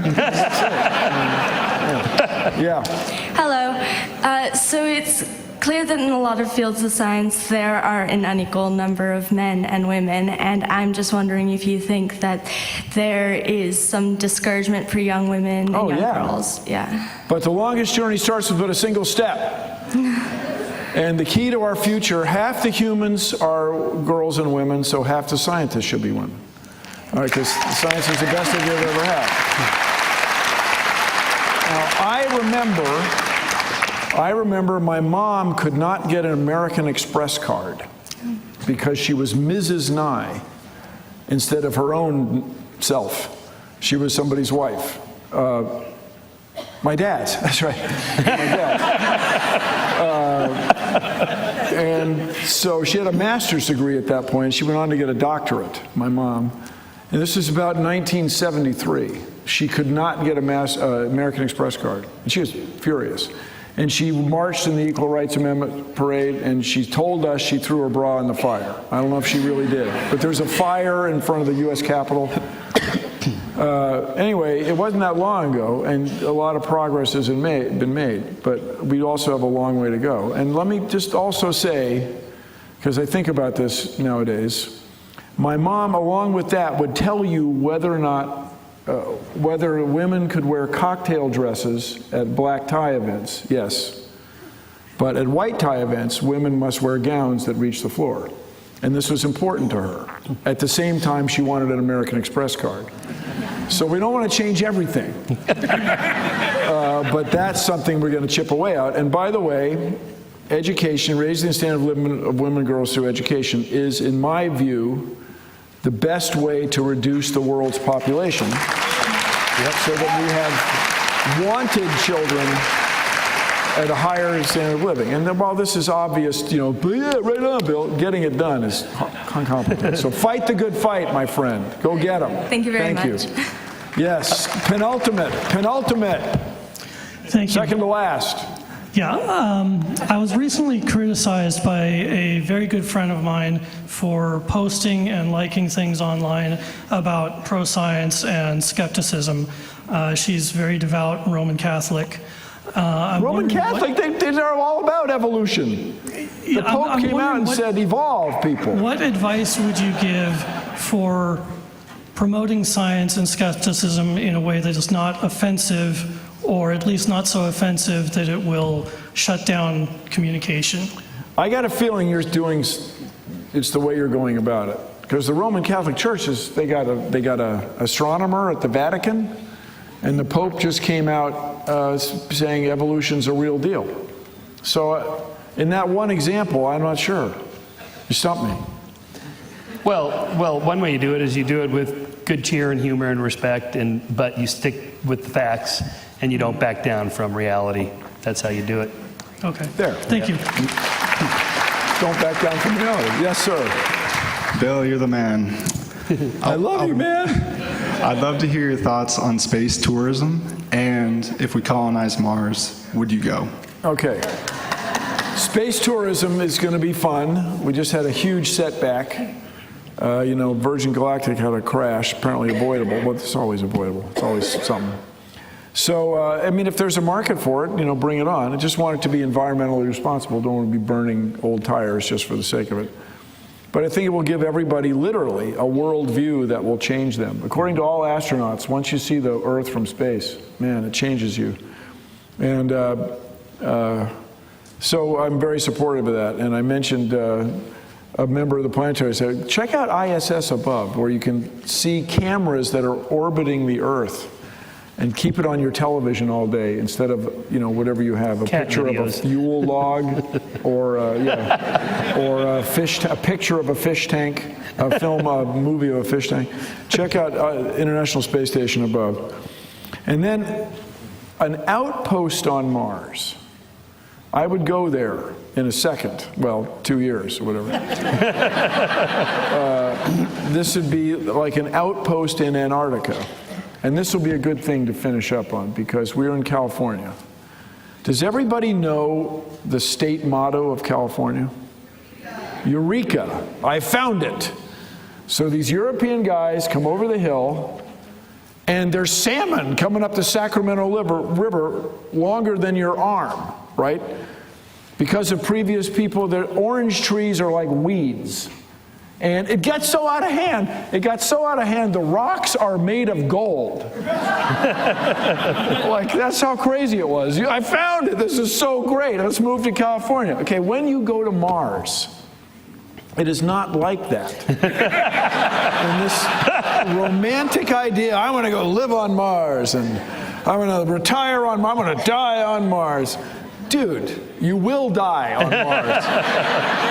You open the spacecraft door right away, you'll notice I can't breathe. Yeah, so if you really want a colony on Mars, go to Antarctica, the dry valleys, not the shore where the birds are swimming and the krill and the whales and stuff. Go where there hasn't rained or snowed in over a century, and on a summer day at noon, it's 20 below. And do that for a couple years and take all the scuba tanks you need to breathe for 2 years and see what you think. However, a scientific outpost on Mars to look for signs of life, that could, dare I say it, change the world. Thank you all for coming. Thank you. Thank you. Thank you, Bill. Thank you, Michael. That was great. Thank you for coming. Thank you. You can line up here to get your book signed. Give us a minute to get the book table set up. Michael. Okay, all right.